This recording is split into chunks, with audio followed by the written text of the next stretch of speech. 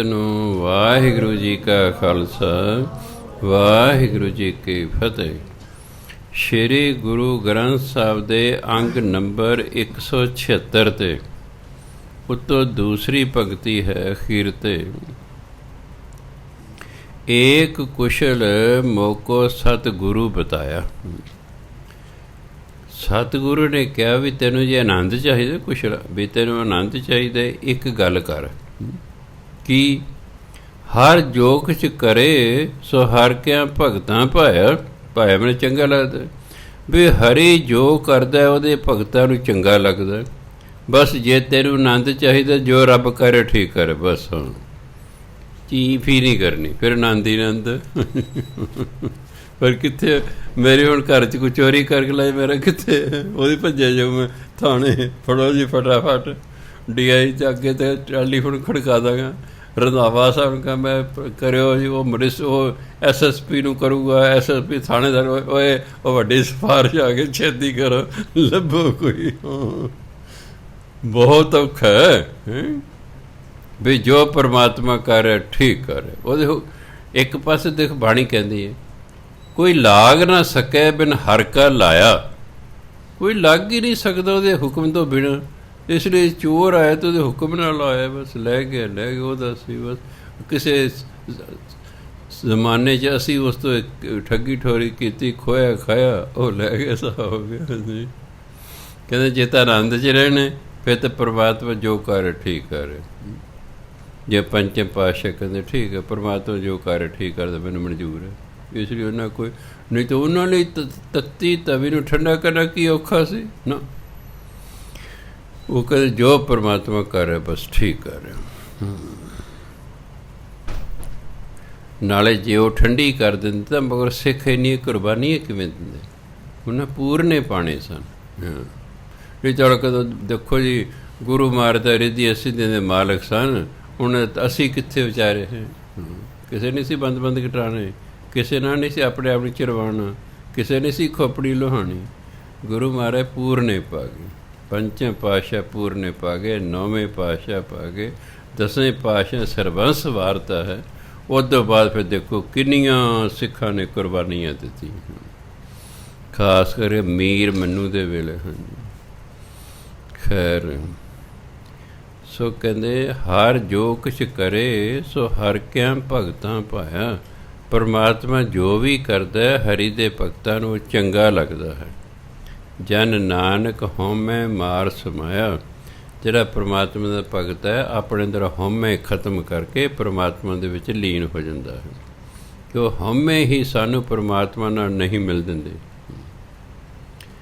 ਹਉਮੈ ਨਾਮੈ ਨਾਲ ਵਿਰੋਧ ਹੈ, ਦੋਏ ਨਾ ਵਸੈ ਇੱਕ ਠਾਏ।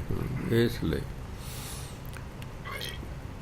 ਹਉਮੈ ਤਾਂ ਖਤਮ ਹੁੰਦੀ ਜੇ ਅਸੀਂ ਇਹ ਕਹੀਏ ਵੀ ਜੋ ਕੁਛ ਪਰਮਾਤਮਾ ਨੇ ਮੈਨੂੰ ਦਿੱਤਾ ਨਾ ਇਹ ਸਭ ਉਹਦਾ। ਜੋ ਕੁਛ ਮੇਰੇ ਕੋਲ ਹੈ ਇਹ ਸਭ ਪਰਮਾਤਮਾ ਨੇ ਦਿੱਤਾ ਹੋਇਆ। ਫਿਰ ਹਉਮੈ ਖਤਮ ਨਹੀਂ ਹੁੰਦੀ, ਨਹੀਂ ਤੇ ਨਹੀਂ ਹੁੰਦੀ। ਇਹ ਉਹਦੇ ਖਤਮ ਹੋਏਗੀ ਜਿੱਦੇ 100% ਵਿਸ਼ਵਾਸ ਹੋ ਜਾਏ ਕਿ ਜੋ ਕੁਛ ਮੇਰੇ ਕੋਲ ਹੈ ਇਹ ਸਭ ਪਰਮਾਤਮਾ ਨੇ ਦਿੱਤਾ ਹੋਇਆ। ਅਤੇ ਜਦੋਂ ਮਰਜ਼ੀ ਹੈ ਇਹਦੇ ਵਿੱਚ ਸਾਰਾ ਜਾਂ ਕੁਝ ਹਿੱਸਾ ਵਾਪਸ ਲੈ ਸਕਦਾ ਹੈ। ਉਹਨੇ ਚੋਰ ਭੇਜ ਕੇ ਕੁਝ ਹਿੱਸਾ ਵਾਪਸ ਲੈ ਲਿਆ, ਬਸ ਚੀਫ ਹੀ ਨਹੀਂ ਕਰਨੀ, ਲੈ ਗਏ ਫਿਰ ਤਾਂ ਹੈ। ਨਹੀਂ ਤਾਂ ਫਿਰ ਹਾਂ ਹਾਏ ਓਏ ਮੈਂ ਇੰਨਾ ਔਖਾ ਹੋ ਕੇ ਪੈਸਾ ਕਮਾਇਆ, ਇਹ ਸੜੇ ਜਿਹੇ ਚੋਰ ਆ ਕੇ ਲੈ ਕੇ ਨੇ ਮੇਰਾ। ਹੋਏਗਾ ਕਿ ਨਹੀਂ? ਇਹ ਅੰਦਰ ਹਉਮੈ, ਇਸ ਕਰਕੇ ਅਸੀਂ ਇਸ ਤਰ੍ਹਾਂ ਕਹਿ ਰਹੇ। ਜੇ ਹੋਏਗੀ ਨਹੀਂ ਹਉਮੈ ਫਿਰ ਉਹਨੂੰ ਸੱਟ ਹੀ ਨਿਭਾਈਦੀ। ਹਾਂ ਸੋ ਭਾਵੇਂ ਅਸੀਂ ਇੱਥੇ ਪਹੁੰਚਣਾ ਕਿਸੇ ਜਨਮ 'ਚ ਵੀ ਪਹੁੰਚੀਏ, ਪਰ ਅਜੇ ਇਹ ਕਹਿਣਾ ਆਸਾਨ ਹੁੰਦਾ, ਕਰਨਾ ਵਾਕਈ ਬਹੁਤ ਔਖਾ। ਐਵੇਂ ਕੀ ਹੈ, ਉਹਦੇ ਭਾਣਾ ਮੰਨਣਾ ਬਹੁਤ ਔਖਾ ਹੈ। ਲਜੇ ਇੱਕ ਦਿਨ ਕਹਿ ਕੇ ਵੇਖ ਲਓ, ਚੱਲ ਮੈਂ ਪਰਮਾਤਮਾ ਦਾ 24 ਘੰਟੇ ਭਾਣਾ ਮੰਨਾਂਗੇ, ਚਾਹੇ ਸਾਰੀ ਉਮਰ ਤਾਂ ਨਹੀਂ, ਅਸੀਂ 2 ਘੰਟੇ ਵੀ ਨਹੀਂ ਮੰਨਣਾ। ਇੱਕੋ ਘੰਟੇ 'ਚ ਐਸਾ ਵਿਧ ਬਣਾ ਦੂਗਾ ਵੀ ਦੇਖਦੇ ਹਾਂ ਜਾਂਦਾ ਕਿੱਥੇ ਹੈ ਤੂੰ। ਤੂੰ ਕਹਿ ਮੈਂ 24 ਘੰਟੇ ਭਾਣਾ ਮੈਨੂੰ, ਤੂੰ ਮੇਰਾ 1 ਘੰਟਾ ਨਹੀਂ ਮੰਨ ਸਕਦਾ। ਸੋ ਇਸ ਕਰਕੇ ਜਨ ਨਾਨਕ ਹਉਮੈ ਮਾਰ ਸਮਾਇਆ। ਏਨ ਬਿਦ ਕੁਸ਼ਲ ਹੋਤ ਮੇਰੇ ਭਾਈ। ਇਸ ਤਰ੍ਹਾਂ ਆਨੰਦ ਦੀ ਪ੍ਰਾਪਤੀ ਹੋਏਗੀ, ਇਸ ਤਰ੍ਹਾਂ ਸੁੱਖ ਮਿਲੇਗਾ। ਇਉਂ ਪਾਈਏ ਹਰ ਰਾਮ ਸਹਾਈ। ਉਹ ਪਰਮਾਤਮਾ ਜੋ ਸਾਡਾ ਸਹਾਈ ਹੈ, ਉਹ ਇਸ ਤਰੀਕੇ ਨਾਲ ਪਾਇਆ ਜਾ ਸਕਦਾ ਹੈ ਕਿ ਜੋ ਪਰਮਾਤਮਾ ਕਰੇ ਬਸ ਠੀਕ ਹੈ, ਇੱਕ ਹਉਮੈ ਅੰਦਰੋਂ ਖਤਮ ਕਰ ਲੈ, ਫਿਰ ਪਰਮਾਤਮਾ ਮਿਲਦਾ ਹੈ। ਰਹਾਉ ਦੂਜਾ। ਗੌੜੀ ਗੁਆਰੇਰੀ ਮਹਿਲਾ ਪੰਜਵਾਂ। ਪੰਚਮ ਪਾਤਸ਼ਾਹ ਕਹਿੰਦੇ, ਕਿਉਂ ਭ੍ਰਮੀਏ ਭ੍ਰਮ ਕਿਸ ਕਾ ਹੋਈ, ਜਾਂ ਜਲ ਥਲ ਮਹੀਲ ਰਵਿਆ ਸੋਈ। ਭ੍ਰਮ ਦਾ ਭਟਕਣਾ ਜਾਂ ਭਰਮ ਕਰਨਾ। ਕਹਿੰਦੇ ਕਿਉਂ ਭਟਕਣਾ ਹੈ, ਕਿਉਂ ਥਾਂ ਥਾਂ 'ਤੇ ਧੱਕੇ ਖਾਣੇ ਨੇ। ਉਹ ਪਰਮਾਤਮਾ ਜਲ ਵਿੱਚ ਵੀ ਹੈ, ਪਰਮਾਤਮਾ ਥਲ ਵਿੱਚ ਹੈ, ਮਹੀਲ ਆਕਾਸ਼ ਵਿੱਚ ਰਵਿਆ ਵਸਦਾ ਹੈ, ਉਹ ਸਭ ਥਾਵਾਂ 'ਤੇ ਵਸਦਾ ਹੈ। ਉਹਦੀ ਪ੍ਰਾਪਤੀ ਕਹਿੰਦੇ ਭਟਕਣ ਦੀ ਕੀ ਲੋੜ ਹੈ, ਥਾਂ ਥਾਂ 'ਤੇ ਜਾਣ ਦੀ ਕੀ ਲੋੜ ਹੈ। ਸ਼ਾਇਦ ਪਹਾੜਾਂ 'ਤੇ ਰੱਬ ਹੋਏਗਾ, ਮਿਲੇਗਾ, ਸ਼ਾਇਦ ਜੰਗਲਾਂ 'ਚ ਜਾ ਕੇ ਮਿਲੇਗਾ, ਨਹੀਂ, ਕੁਛ ਲੋੜ ਨਹੀਂ। ਕਹਿੰਦੇ ਉਹ ਤਾਂ ਸਭ ਥਾਂ 'ਤੇ ਹੈ, ਉਹ ਤਾਂ ਸਭ ਥਾਂ 'ਤੇ ਹੈ। ਉਹਦੀ ਪ੍ਰਾਪਤੀ ਲਈ ਭਟਕਣ ਦੀ ਲੋੜ ਨਹੀਂ ਹੈਗੀ। ਤੁਸੀਂ ਜਿੱਥੇ ਵੀ ਹੋ ਉੱਥੇ ਨਾਮ ਜਪਣਾ ਸ਼ੁਰੂ ਕਰ ਦਿਓ, ਬਸ ਉਹ ਸਭ ਥਾਂ 'ਤੇ ਹੀ ਹੈ। ਜਦੋਂ ਗੁਰਬਾਣੀ ਕਹਿੰਦੇ ਜਿੱਥੇ ਹਰ ਆਰਾਧੀ ਹੈ ਤਿੱਥੇ ਹਰ ਮਿੱਤ ਸਹਾਈ। ਜਿੱਥੇ ਵੀ ਪਰਮਾਤਮਾ ਤੁਸੀਂ ਆਰਾਧਨਾ ਕਰੋਗੇ, ਪਰਮਾਤਮਾ ਮਿੱਤਰ ਬਣ ਕੇ ਉੱਥੇ ਹੀ ਤੁਹਾਡੀ ਸਹਾਇਤਾ ਕਰੇਗਾ। ਕਿਤੇ ਵੀ ਹੋ, ਬੈਠੇ ਹੋ, ਸੁੱਤੇ ਹੋ, ਲੇਟੇ ਹੋ, ਸਫ਼ਰ ਕਰ ਰਹੇ ਹੋ, ਘਰ 'ਚ ਹੋ, ਬਾਹਰ 'ਚ ਹੋ, ਦੇਸ਼ ਹੋ, ਪ੍ਰਦੇਸ਼ 'ਚ, ਕਿਤੇ ਵੀ ਹੋ, ਜਿਹੜਾ ਬੰਦਾ ਨਾਮ ਜਪਦਾ ਰਹਿੰਦਾ, ਪਰਮਾਤਮਾ ਦੇ ਨਾਲ ਹੀ ਰਹਿੰਦਾ। ਪਰਮਾਤਮਾ ਨਾਮ ਦੇ ਵਿੱਚ ਹੈ, ਜਿਵੇਂ ਗੁਰੂ ਮਹਾਰਾਜ ਬਾਣੀ ਦੇ ਵਿੱਚ ਨੇ। ਜਿਸ ਗੁਰੂ ਦੀ ਬਾਣੀ ਪੜ੍ਹੋਗੇ ਉਹੀ ਗੁਰੂ ਤੁਹਾਡੇ ਕੋਲ ਬੈਠ ਕੇ ਸੁਣ ਰਿਹਾ, ਆਪਣ ਦਿਸੇ ਨਾ ਦਿਸੇ, ਕਿਉਂਕਿ ਬਾਣੀ ਦੇ ਵਿੱਚ ਹੀ ਹੈ। ਉਹ ਬਾਣੀ ਦੇ ਵਿੱਚ ਹੀ ਬੈਠਾ ਆਪਣਾ। ਇਸ ਲਈ ਕਦੇ ਭਟਕਣ ਦੀ ਲੋੜ ਨਹੀਂ ਹੈਗੀ। ਪਰਮਾਤਮਾ ਸਭ ਥਾਂ 'ਤੇ, ਧਰਤੀ 'ਤੇ ਹੈ, ਪਾਣੀ 'ਤੇ ਹੈ, ਆਕਾਸ਼ 'ਚ ਹੈ, ਬਸ ਉਹਦਾ ਨਾਮ ਜਪੀ ਜਾਣਾ ਬਸ। ਗੁਰਮੁਖ ਉਭਰੇ ਮਨਮੁਖ ਪਤ ਖੋਈ। ਜਿਹੜੇ ਗੁਰਮੁਖ ਨੇ ਉਹ ਇਸ ਭਟਕਣਾ ਤੋਂ ਬਚ ਜਾਂਦੇ, ਉਭਰੇ ਮਨ ਬਚ ਜਾਣਾ। ਜਿਹੜੇ ਮਨਮੁਖ ਨੇ ਇਸ ਭਟਕਣਾ 'ਚ ਪੈ ਕੇ ਆਪਣੀ ਇੱਜ਼ਤ ਗਵਾ ਲੈਂਦੇ ਨੇ। ਇੱਜ਼ਤ ਇਸ ਲਈ ਗਵਾਉਂਦੇ ਕਿ ਨਾਮ ਨਹੀਂ ਜਪਦੇ, ਬਸ ਭਟਕਦੇ ਰਹਿੰਦੇ, ਇਸ ਲਈ ਉਹਨਾਂ ਦੀ ਇੱਜ਼ਤ ਨਹੀਂ ਹੁੰਦੀ ਹੈ। ਪਰਮਾਤਮਾ ਦੇ ਦਰ 'ਤੇ ਉਹਦੀ ਵੀ ਇੱਜ਼ਤ ਹੈ ਜਿਹਨੇ ਸ਼ੁਭ ਕਰਮ ਕੀਤੇ ਨੇ, ਨਾਮ ਜਪੇ। ਉਹਨਾਂ ਲਈ ਫਿਰ ਗੁਰਬਾਣੀ 'ਚ ਲਿਖਿਆ, ਰੇ ਰੇ ਦਰਗਾਹ ਕਹੇ ਨਾ ਕੋਊ, ਆਓ ਬੈਠ ਆਦਰ ਸ਼ੁਭ ਦਿਓ। ਰੇ ਰੇ ਦਾ ਦੁਰਕਾਰਨਾ, ਕੋਈ ਦਰਗਾਹ ਦੁਰਕਾਰੇਗਾ ਨਹੀਂ, ਸੋ ਕਿ ਆਓ ਬੈਠੋ ਜੀ, ਆਓ ਬੈਠੋ, ਆਦਰ ਸ਼ੁਭ ਦਿਓ, ਵਧੀਆ ਆਦਰ ਮਾਣ ਕਰਨਗੇ। ਇਹ ਨਾਮ ਜਪਣਾ ਚਾਹੀਦਾ ਜ਼ਿੰਦਗੀ 'ਚ। ਇੱਥੇ ਵੀ ਆਦਰ ਮਾਣ, ਅੱਗੇ ਵੀ ਆਦਰ ਮਾਣ। ਮਾਇਆ ਠੀਕ ਹੈ, ਆਦਰ ਮਾਣ ਮਨੁੱਖ ਦਾ ਕਰਾਉਂਦੀ ਹੈ, ਇਸ ਕੋਈ ਸ਼ੱਕ ਨਹੀਂ ਹੈ। ਮਾਇਆ ਵਾਲੇ ਦਾ ਆਦਰ ਮਾਣ ਹੁੰਦਾ ਹੈ। ਤਾਂ ਮੈਂ ਕਈ ਵਾਰੀ ਕਹਿੰਦਾ, ਅਮੀਰ ਇੱਕ, ਪੋਲੀਟੀਕਲ ਬੰਦੇ 2 ਅਤੇ ਧਾਰਮਿਕ ਬੰਦੇ 3, ਇਹ ਅੰਦਰ ਖਾਤੇ ਆਪਸ 'ਚ ਮਿਲੇ ਹੋਏ ਨੇ। ਦੇ ਬਾਹਰੋਂ ਦੇਖ ਲਓ ਤੈਨੂੰ ਆਰਡਰ ਨੇ, ਬਾਹਰੋਂ ਦੇਖ ਲਓ ਤੈਨੂੰ ਆਰਡਰ ਨੇ, ਅੰਦਰ ਖਾਤੇ ਤਿੰਨੋਂ ਮਿਲ, ਤਿੰਨਾਂ ਦੇ ਇੱਕ ਦੂਜੇ ਤੋਂ ਬਿਨਾਂ ਗੁਜ਼ਾਰਾ ਹੀ ਨਹੀਂ ਹੁੰਦਾ।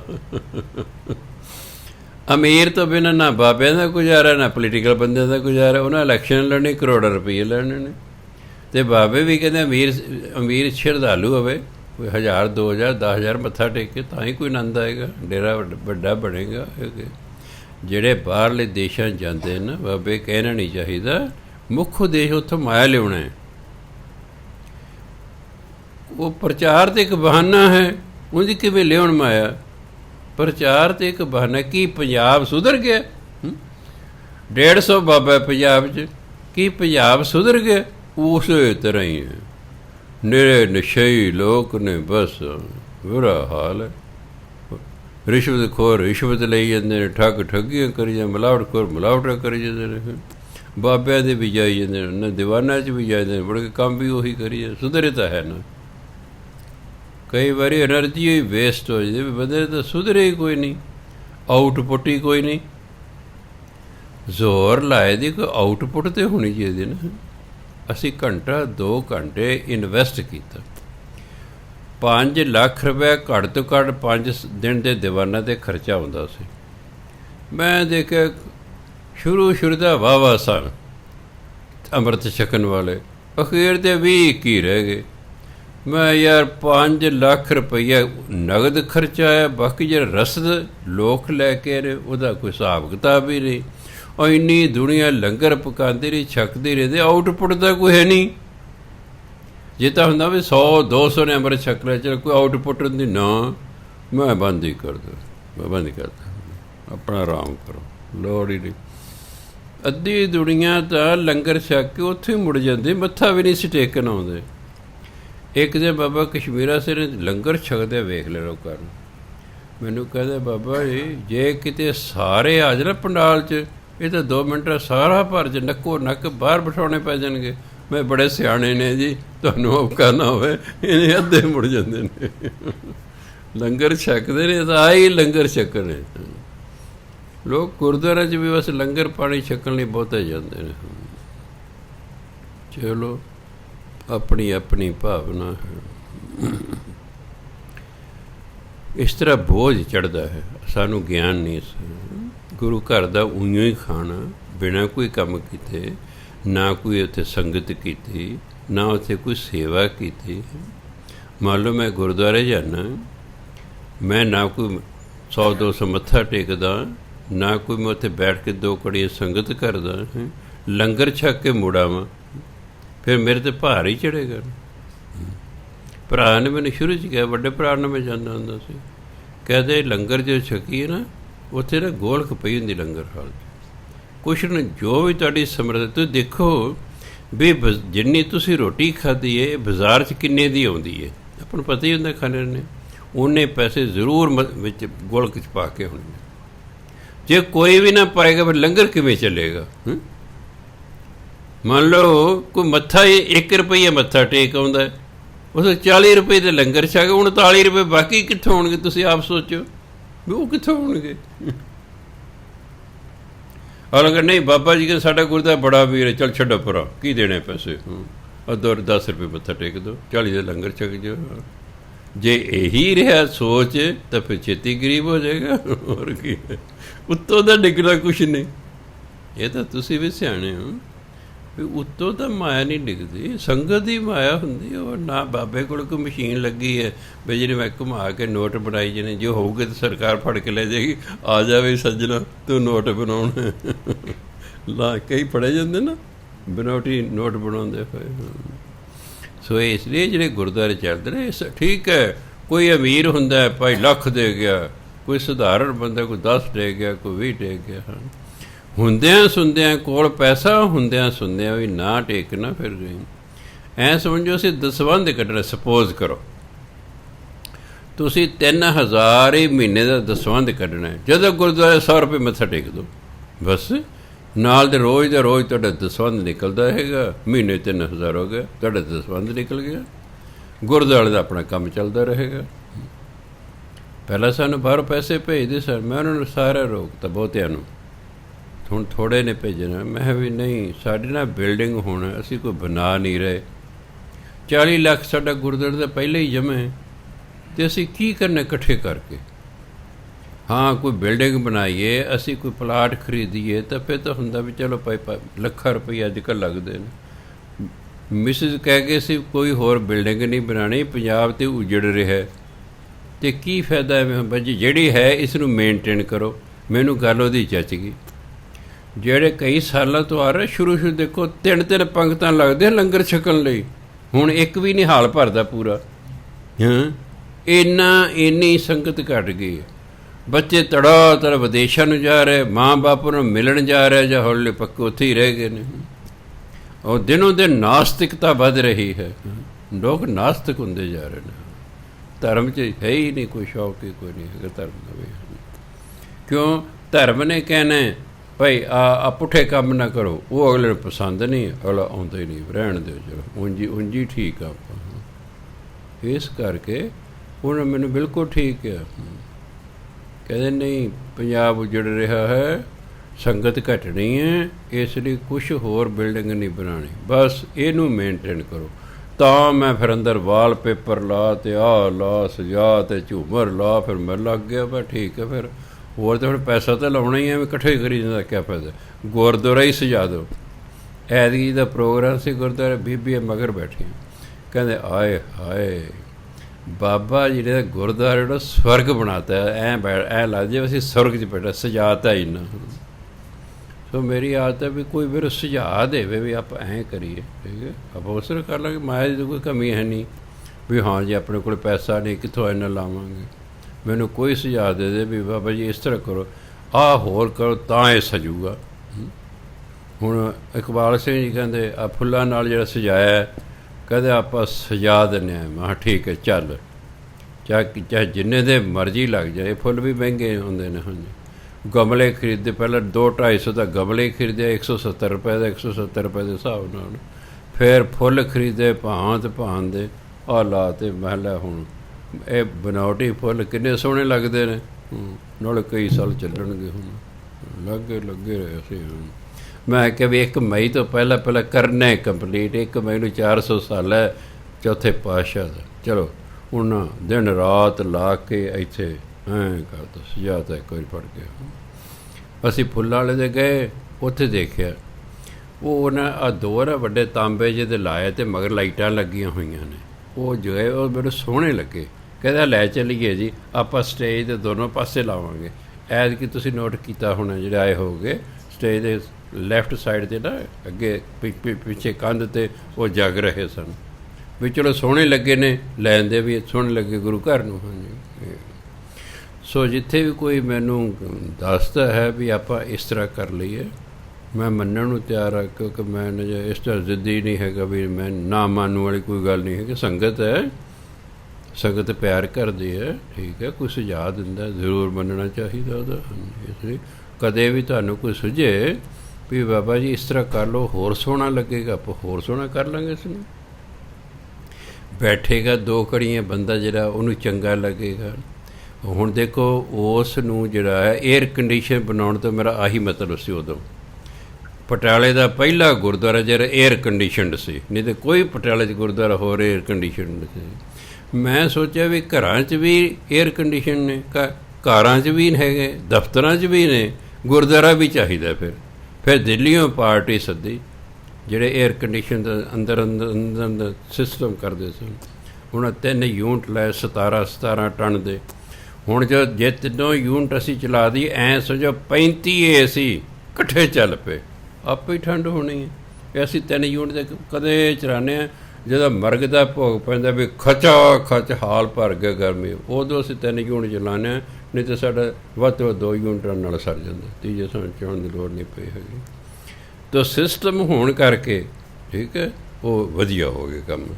ਲੋਕਾਂ ਨੇ ਉਂਝ ਕੰਧਾਂ 'ਤੇ ਲਾ ਰੱਖੇ ਨੇ, ਗੁਰਦੁਆਰਾ ਲਾ ਦੇ ਲਏ ਨੇ, ਪਰ ਉਹਨਾਂ ਕੰਧਾਂ 'ਤੇ ਲਾਏ ਨੇ। ਉਹ ਜਿਹੜਾ ਸਾਡਾ ਅੰਦਰ ਸਿਸਟਮ ਹੈ ਨਾ, ਜਿਹੜੇ ਵੀ ਆਉਂਦੇ ਸਨ ਕੀਰਤਨੀਆਂ ਜੇ ਕੋਈ ਹੋਰ ਕਹਿੰਦੇ ਬਾਬਾ ਜੀ ਇਹ ਨਾ ਕਿਤੇ ਫੋਰਨ ਕੰਟਰੀ ਤੋਂ ਨਕਸ਼ਾ ਲੈਂਦਾ। ਮੈਂ ਭਰਾ ਮੈਂ ਤਾਂ ਗਿਆ ਹੀ ਨਹੀਂ, ਮੇਰੇ ਤਾਂ ਲਾਈਨ ਹੀ ਕੋਈ ਨਹੀਂ ਫੋਰਨ ਕੰਟਰੀ। ਬਸ 1-2 ਨੇ ਮੈਨੂੰ ਸੁਝਾਅ ਦਿੱਤਾ, ਮੈਨੂੰ ਆਪ ਸੁੱਝ ਗਿਆ, ਅਸੀਂ ਇਸ ਤਰ੍ਹਾਂ ਕਰੀ ਗਏ। ਬਸ ਹੋਰ ਕੀ ਹੁੰਦਾ, ਕੋਈ ਨਾ ਕੋਈ ਸੰਗਤ ਸੁਝਾਅ ਦੇਣ ਵਾਲਾ ਹੁੰਦਾ ਹੈ, ਕੁਛ ਆਪ ਨੂੰ ਸੁੱਝ ਜਾਂਦਾ, ਕਰੀ ਜਾਈਦਾ। ਹਾਂ ਵੀ ਸੋਹਣਾ ਲੱਗੇ, ਸੰਗਤ ਨੂੰ ਫਾਇਦਾ ਹੋਵੇ। ਜੋ 2 ਘੜੀਆਂ ਬੈਠੇ ਆਰਾਮ ਨਾਲ ਬੈਠੇ। ਹਾਂ ਤੁਹਾਡੀ ਸਿਫਤ ਜ਼ਰੂਰ ਕਰ ਦਿਓ। ਕੋਈ ਸੰਤ ਮਹਾਤਮਾ ਕਥਾ ਕਰਾਵੇ, ਕਹੇ ਜੀ ਬਸ ਅਸੀਂ ਤਾਂ ਇੱਥੇ ਸ਼ਾਂਤੀ ਵੇਖੀਏ, ਕੋਈ ਸੰਗਤ ਵਿੱਚ ਕੋਈ ਬੋਲਦਾ ਨਹੀਂ, ਐਨ ਬੜੇ ਧਿਆਨ ਨਾਲ ਸੁਣਦੇ ਨੇ। ਹਾਂ ਕਹਿੰਦੇ ਇਸ ਲਈ ਆਨੰਦ ਆ ਜਾਂਦਾ ਸਾਨੂੰ। ਕੁਦਰਤੀ ਗੱਲ ਹੈ, ਉਹ ਜੇ ਉਹ ਬੇਬੀ ਆ ਚੁੱਪ ਕਰੋ ਫਿਰ ਗੱਲ ਨਹੀਂ ਬਣਦੀ, ਨਾਲੇ ਬਦਨਾਮੀ ਹੁੰਦੀ ਹੈ। ਕੀ ਇਹ ਲੋਕ ਜਿਹੜਾ ਸੁਣ ਕੇ ਰਾਜੀ ਨਹੀਂ ਹੈਗੇ। ਸੋ ਇਸ ਗੱਲੋਂ ਸ਼ੁਰੂ ਤੋਂ ਹੀ ਠੀਕ ਹੈ। ਮੈਨੂੰ ਖੁਸ਼ੀ ਹੁੰਦੀ ਹੈ ਜਦੋਂ ਆ ਕੇ ਮੈਨੂੰ ਰਿਪੋਰਟ ਦਿੰਦੇ ਨੇ ਵੀ ਤੁਹਾਡੀ ਸੰਗਤ ਬੜੀ ਡਿਸਿਪਲਿਨ ਵਾਲੀ ਹੈ ਜੀ, ਬੜੇ ਧਿਆਨ ਨਾਲ ਸਾਰੀ 1.5 ਘੰਟਾ ਉਹਨਾਂ ਗੱਲ ਸੁਣੀ। ਅੱਛਾ ਲੱਗਦਾ ਨਾ ਫਿਰ ਵੀ ਸੰਗਤ ਦੀ ਵਡਿਆਈ ਹੋ ਰਹੀ ਹੈ। ਹਾਂਜੀ ਹਾਂ, ਸਾਊਂਡ ਸਿਸਟਮ ਕੁਦਰਤੀ ਵਧੀਆ। ਉਦੋਂ 1.25 ਲੱਖ ਦਾ ਲੱਗਾ ਸੀ ਸਾਊਂਡ ਸਿਸਟਮ। ਇਹ 11 ਸਾਲ ਪਹਿਲਾਂ ਕੁਦਰਤੀ ਗੱਲ ਹੈ, ਟੀ ਫੀ ਕੋਈ ਨਹੀਂ ਕਰਦਾ ਹੈਗਾ, ਐਨ ਠੀਕ। ਹਾਂ ਇਹ ਸੋਹਣੇ, ਹਾਂ ਇਹ ਸੋ ਇਸ ਲਈ ਕੁਦਰਤੀ ਹੈ, ਫਿਰ ਦਾਤੇ ਨੇ ਕਿਰਪਾ ਕੀਤੀ। ਹਾਂਜੀ, ਸੋ ਗੁਰੂ ਮਹਾਰਾਜ ਕਹਿੰਦੇ ਗੁਰਮੁਖ ਉਭਰੇ ਮਨਮੁਖ ਪਥ ਖੋਈ। ਗੁਰਮੁਖ ਤੇ ਗਏ ਬਾਜ ਇਸ ਭਟਕਣਾ ਤੋਂ, ਜਿਹੜੇ ਮਨਮੁਖ ਸਨ ਇਸ ਭਟਕਣਾ 'ਚ ਪਏ ਰਹੇ ਤੇ ਨਾਮ ਜਪਿਆ ਨਹੀਂ, ਇੱਜ਼ਤ ਗੁਆ ਕਿਸ ਤੋਂ ਚਲੇ ਗਏ। ਜਿਸ ਰਾਖੈ ਆਪ ਰਾਮ ਦਇਆਰਾ, ਦਇਆਰਾ ਮੈਨੇ ਦਿਆਲੂ, ਜਿਸ ਨੂੰ ਪਰਮਾਤਮਾ ਜੋ ਦਿਆਲੂ ਹੈ ਆਪ ਰੱਖਿਆ ਕਰੇ ਨਾ ਜਿਸ ਦੀ, ਤਿਸ ਨਹੀਂ ਦੂਜਾ ਕੋ ਪਹੁੰਚਨ ਹਾਰ। ਦੂਜਾ ਕੋ ਉਹਦੇ ਬਰਾਬਰ ਪਹੁੰਚ ਹੀ ਨਹੀਂ ਸਕਦਾ। ਜਿਹਦੇ ਵੱਲ ਪਰਮਾਤਮਾ ਹੋ ਜਾਏ ਦੂਸਰਾ ਕੋਈ ਦੇ ਬਰਾਬਰ ਹੀ ਨਹੀਂ ਆ ਸਕਦਾ। ਰਹਾਉ ਸਭ ਮੈਂ ਵਰਤੈ ਏਕ ਅਨੰਤ, ਅਨੰਤਾ ਮੈਨੇ ਬੇਅੰਤ ਪਾ ਪਰਮਾਤਮਾ, ਸਾਰਿਆਂ ਦੇ ਵਿੱਚੋਂ ਬੇਅੰਤ ਪਰਮਾਤਮਾ ਵਰਤ ਰਿਹਾ ਹੈ, ਸਭ 'ਚ ਵਸਦਾ।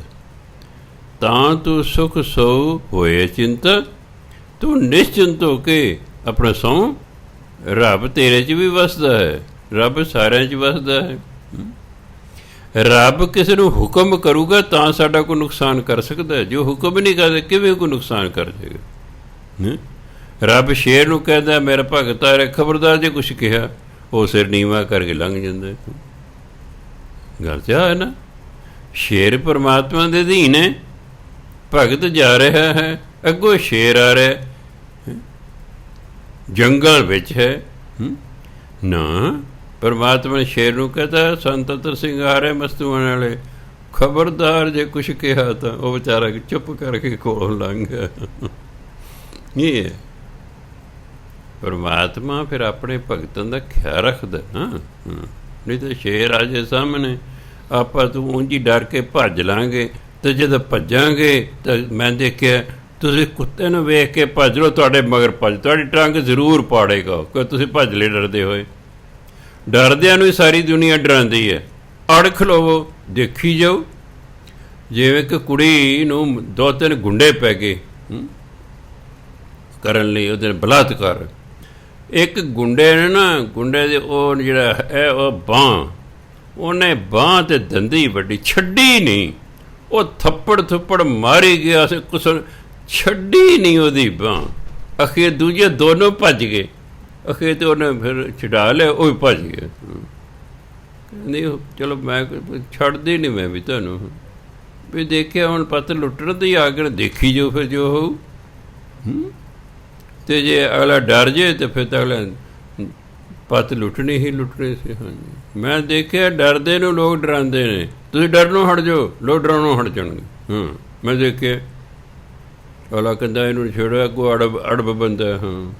ਅੜਕ ਲਓ, ਇੱਕ ਲੱਤ ਅੱਗੇ ਕਰ ਲੈ, ਥੋੜੀ ਪਿੱਛੇ ਕਰ ਲਓ, ਉਹਨੂੰ ਕਹਿੰਦਾ ਅੜ ਗਿਆ।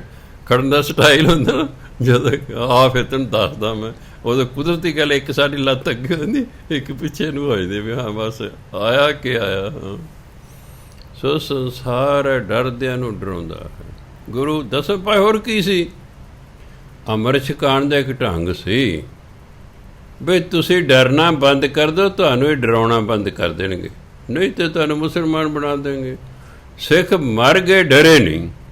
ਕਿੰਨਿਆਂ ਨੂੰ ਕੋਈ ਮਾਰ ਸਕਦਾ? ਕੋਈ ਹਲੇ ਡਰਨਾ ਹੀ ਨਹੀਂ ਹੈ, ਡਰੇ ਹੀ ਨਹੀਂ ਹੈ। ਜਾ ਲਾ ਲਾ ਜਿਹੜਾ ਤੂੰ ਜ਼ੋਰ ਲਾਣਾ, ਨਹੀਂ ਡਰੇ। ਕਿਤੇ ਹਿਸਟਰੀ 'ਚ ਆਉਂਦਾ ਹੀ ਨਹੀਂ ਹੈ ਕਿ ਕਿਸੇ ਸਿੱਖ ਨੇ ਡਰ ਕੇ ਈਨ ਮੰਨ ਲਈ ਹੋਵੇ। ਨਹੀਂ, ਬਸ ਅੜਕ ਲਓ ਤਾਂ ਚੰਗਾ ਵੀ ਕਰ ਲੈ, ਤੂੰ ਜੋ ਕਰ ਸਕਦਾ। ਸੋ ਇਸ ਲਈ ਗੁਰੂ ਮਹਾਰਾਜ ਕਹਿੰਦੇ ਜਦੋਂ ਸਾਰਿਆਂ 'ਚ ਪਰਮਾਤਮਾ ਵਸਦਾ ਤਾਂ ਤੂੰ ਸੁਖ ਸਹੁ ਹੋਏ ਅਚਿੰਤਾ, ਤੂੰ ਨਿਸ਼ਚਿੰਤ ਹੋ ਕੇ ਸੁੱਖ ਨਾਲ ਸੌਂ। ਉਹ ਸਭ ਕੁਛ ਜਾਣੈ ਜੋ ਵਰਤੰਤਾ, ਜੋ ਬੀਤ ਰਹੀ ਹੈ ਨਾ ਉਹ ਸਭ ਜਾਣਦਾ। ਜੋ ਬੀਤ ਰਹੀ ਹੈ ਸਾਡੇ ਨਾਲ ਉਹ ਪਰਮਾਤਮਾ ਸਭ ਜਾਣਦਾ ਹੈ। ਮਨਮੁਖ ਮੂਏ ਜਿਨ ਦੂਜੀ ਪਿਆਸਾ, ਦੂਜੀ ਪਿਆਸਾ ਮਾਇਆ ਦੀ ਪਿਆਸ। ਮਨਮੁਖਾਂ ਨੂੰ ਮਾਇਆ ਦੀ ਪਿਆਸ ਹੁੰਦੀ ਹੈ, ਹਾਏ ਹੋਰ ਹੋਵੇ ਹੋਰ ਹੋਵੇ। ਮਾਇਆ ਨਾਲ ਅੱਜ ਤੱਕ ਨਹੀਂ ਕੋਈ ਰਚਿਆ। ਮੈਂ ਦੇਖਿਆ ਜਿਉਂ ਜੇ ਵੱਧਦੀ ਹੈ ਤਿਉਂ ਤੋਂ ਹੋਰ ਦੀ ਲਾਲਸਾ ਵੱਧ ਜਾਂਦੀ। ਦੇਖਿਆ ਗਰੀਬ ਸੋਚਦੇ ਜੇ ਮੇਰੇ ਕੋਲ ਲੱਖ ਹੋਵੇ ਨਾ, ਆਹਾ ਉਹ ਲੱਖ ਮਿਲਿਆ, ਸਕੂਟਰ ਖਰੀਦ ਲਿਆ, ਆਹ ਕਰ ਲਿਆ, ਉਹ ਮੁੱਕ ਗਿਆ। ਹਾਲਾਂਕਿ ਯਾਰ ਗੱਲ ਤਾਂ ਕੋਈ ਬਣੀ ਨਹੀਂ, ਇਹ ਤਾਂ ਮੁੱਕ ਵੀ ਗਏ ਨੇ। 10 ਲੱਖ ਹੋਏਗਾ, ਸਟੈਂਡਰਡ ਹੋਰ ਹਾਈ ਹੋ ਜਾਏਗਾ, ਬਸ ਗੱਲ ਉੱਥੇ ਹੀ ਰਹਿਣੀ। ਮਾਇਆ ਦੀ ਲਾਲਸਾ ਅੱਜ ਤੱਕ ਨਹੀਂ ਕਿਸੇ ਦੀ ਮੁੱਕੀ। ਆਹ 2-3 ਕਿੱਡੇ ਵੀਰ ਨੇ, ਕੀ ਉਹਨਾਂ ਦੀ ਲਾਲਸਾ ਮੁੱਕ ਗਈ? ਅਰਬਾਂ ਪਤੀ, ਖਰਬਾਂ ਪਤੀ ਹੋਣਗੇ, ਸ਼ਾਇਦ ਅਰਬਾਂ ਵੀ ਨਹੀਂ, ਖਰਬਾਂ ਪਤੀ ਹੋਣਗੇ ਉਹ ਲੋਕ। ਅਜੇ ਵੀ ਉਹਨਾਂ ਦੀ ਇੱਛਾ ਵੀ ਜੱਟਾਂ ਦੀ ਸਾਰੀ ਜ਼ਮੀਨ ਖਰੀਦ ਲਓ, ਆਪਣੇ ਕੋਲ ਕਰ ਲਓ, ਅਤੇ ਇਹਨਾਂ ਨੂੰ ਇੱਕ ਕਿਸਮ ਦੇ ਕਾਹੀ ਬਣਾ ਕੇ ਰੱਖ ਦਿਓ। ਹੋਰ ਕੋਈ ਮਤਲਬ ਨਹੀਂ ਹੈ। ਫਸਲ ਨਾ ਖਰੀਦਣਾ ਇੱਕੋ ਹੀ ਮਤਲਬ ਹੈ, ਇਹ ਤੰਗ ਆ ਕੇ ਜ਼ਮੀਨਾਂ ਅਮੀਰਾਂ ਨੂੰ ਵੇਚ ਦੇਣ ਅਤੇ ਬਸ ਫਿਰ ਅਮੀਰ ਆਪਣੀ ਮਨਮਰਜ਼ੀ ਕਰਨਗੇ। ਵਿੱਚੋਂ ਆਹ ਮਕਸਦ ਹੈ, ਸਰਕਾਰ ਨਾਲ ਰਲ ਕੇ ਆਹ ਮਕਸਦ ਹੈ ਬਸ। ਤਾਂ ਨਹੀਂ ਸਰਕਾਰ ਮੰਨ ਰਹੀ ਇੰਨੀ ਦੇਰ ਦੀ, ਉਹ ਫਸੀ ਹੋਈ ਹੈ, ਉਹ ਫਸੀ ਹੋਈ। ਅਮੀਰ ਕਹਿੰਦੇ ਕਿਉਂ? ਇਲੈਕਸ਼ਨ ਤੁਹਾਨੂੰ ਅਸੀਂ ਕਰੋੜਾਂ ਰੁਪਏ ਦਿੱਤੇ ਨੇ, ਜਾਂਦੇ ਕਿੱਥੇ ਹੋ? ਸਾਡੀ ਗੱਲ ਮੰਨੋ। ਇਹ ਫਸ ਗਿਆ ਹੈ ਸੱਪ ਦੇ ਮੂੰਹ 'ਚ ਕੋੜ ਕਿਰਲੀ, ਖਾਏ ਤਾਂ ਅੰਨਾ, ਛੱਡੇ ਤਾਂ ਕੋੜੀ। ਹੁਣ ਦੋਨਾਂ ਦਾ ਹੀ ਹਾਲ ਹੈ ਬਈ, ਜਿੰਨੇ ਹਾਰ ਮੰਨ ਲਈ ਉਹੀ ਗਿਆ ਬਸ ਹੁਣ ਆਹ ਹੈ। ਹੁਣ ਪ੍ਰੈਸਟੀਜ ਦਾ ਕੁਐਸਚਨ ਬਣ ਗਿਆ, ਸਿਆਪਾ ਆਹ ਖੜਾ ਹੋ ਗਿਆ, ਨਹੀਂ ਤਾਂ ਹੁਣ ਨੂੰ ਕੋਈ ਨਾ ਕੋਈ ਹੱਲ ਨਿਕਲ ਆਉਣਾ। ਖੈਰ ਬਾਕੀ ਪਰਮਾਤਮਾ ਨੂੰ ਪਤਾ ਹੈ ਕੀ ਕਰਨਾ ਹੈ, ਉਹ ਸਭ ਉਹ ਜਾਣਦਾ ਹੈ, ਉਹ ਜੋ ਠੀਕ ਸਮਝੇਗਾ ਕਰ ਦੇਗਾ। ਜਿਹੜੇ ਮਨਮੁਖ ਨੇ ਇਹਨਾਂ ਨੂੰ ਮਾਇਆ ਦੀ ਪਿਆਸ ਹੈ, ਤਮੰਨਾ ਹੋਰ ਹੋਵੇ, ਬਸ ਇਹ ਇਸੇ 'ਚ ਮਰ ਖਪ ਜਾਂਦੇ ਨੇ। ਬਹੁਤ ਜੋਨੀ ਭਵੇਂ ਤੁਰ ਕਿਰਤ ਲਿਖਿਆ, ਤੁਰੋਂ ਹੀ ਉਹਨਾਂ ਦੇ ਭਾਗਾਂ 'ਚ ਐਸੀ ਕਿਰਤ ਲਿਖੀ ਹੋਈ ਹੈ ਕਿ ਉਹ ਅੱਡ-ਅੱਡ ਜੂਨੀਆਂ 'ਚ ਭਟਕਦੇ ਰਹਿੰਦੇ, ਕਦੇ ਕਿਸੇ ਜੂਨੀ 'ਚ, ਕਦੇ ਕਿਸੇ ਜੂਨੀ। ਕਿ ਜੂਨੀਆਂ ਦਾ ਖਹਿੜਾ ਤਾਂ ਛੁੱਟਦਾ ਜਦੋਂ ਅਸੀਂ ਨਾਮ ਜਪੀਏ, ਨਹੀਂ ਤਾਂ ਜੰਮਣ ਮਰਨ ਦਾ ਚੱਕਰ ਬਣੇ ਹੀ ਰਹਿੰਦਾ ਹੈ। ਇੰਨਾ ਨਾਮ ਜਪਣ ਵਾਲਾ ਜਿਹੜਾ ਫਿਰ ਨਿਖਿੱਧ ਜੂਨੀ ਨਹੀਂ ਜਾਂਦਾ, ਉਹਨੂੰ ਦੁਬਾਰਾ ਮਨੁੱਖਾ ਜੀਵਨ ਮਿਲ ਜਾਂਦਾ। ਉਹ ਫਿਰ ਨਾਮ ਜਪਦਾ, ਉਹਨੂੰ ਫਿਰ ਮਨੁੱਖਾ ਜੀਵਨ ਮਿਲ ਜਾਂਦਾ, ਉਹ ਫਿਰ ਨਾਮ ਜਪ, ਉਹਨੂੰ ਫਿਰ ਮਨੁੱਖਾ ਜੀਵਨ ਮਿਲ ਜਾਂਦਾ।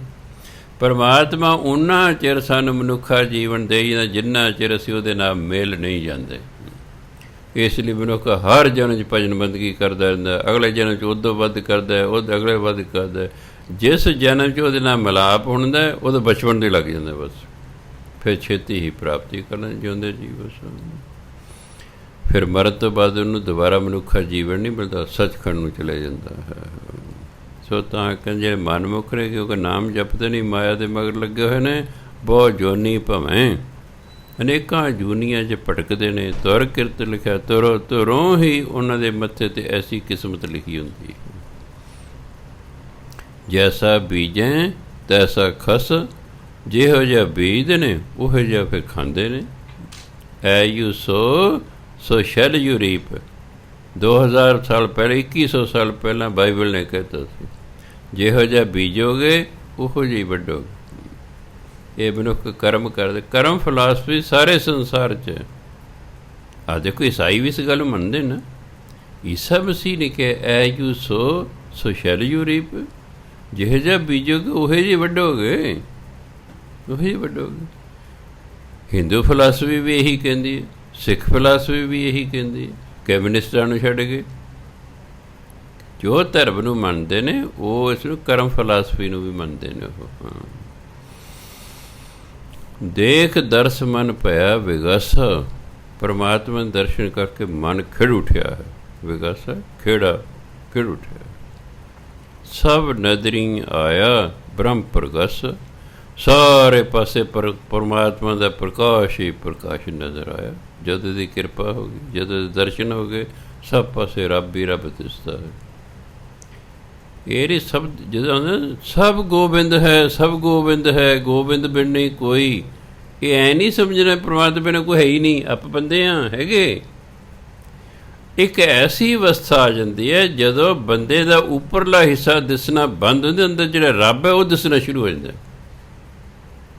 ਜਿਹੜਾ ਸਾਡੇ ਅੰਦਰ ਰੱਬ ਹੈ ਨਾ, ਆਹ ਸਾਨੂੰ ਫਿਰ ਉੱਪਰ। ਤੁਸੀਂ ਕਦੇ ਜਿਹੜਾ ਦੇਖਿਆ ਐਕਸਰੇ ਲੈਂਦੇ, ਐਕਸਰੇ ਲੈ ਰਹੇ ਨੇ, ਇਹ ਸਰੀਰ ਦੇ ਅੰਦਰ ਜੋ ਉਹਦਾ ਐਕਸਰੇ ਆ ਰਿਹਾ, ਬਾਹਰਲੀ ਚਮੜੀ ਦਾ ਨਹੀਂ ਆ ਰਿਹਾ, ਹੈ ਨਾ। ਅੰਦਰ ਕੀ ਹੈ ਉਹ ਮਸ਼ੀਨ ਨੂੰ ਦਿਸ ਰਿਹਾ ਹੈ।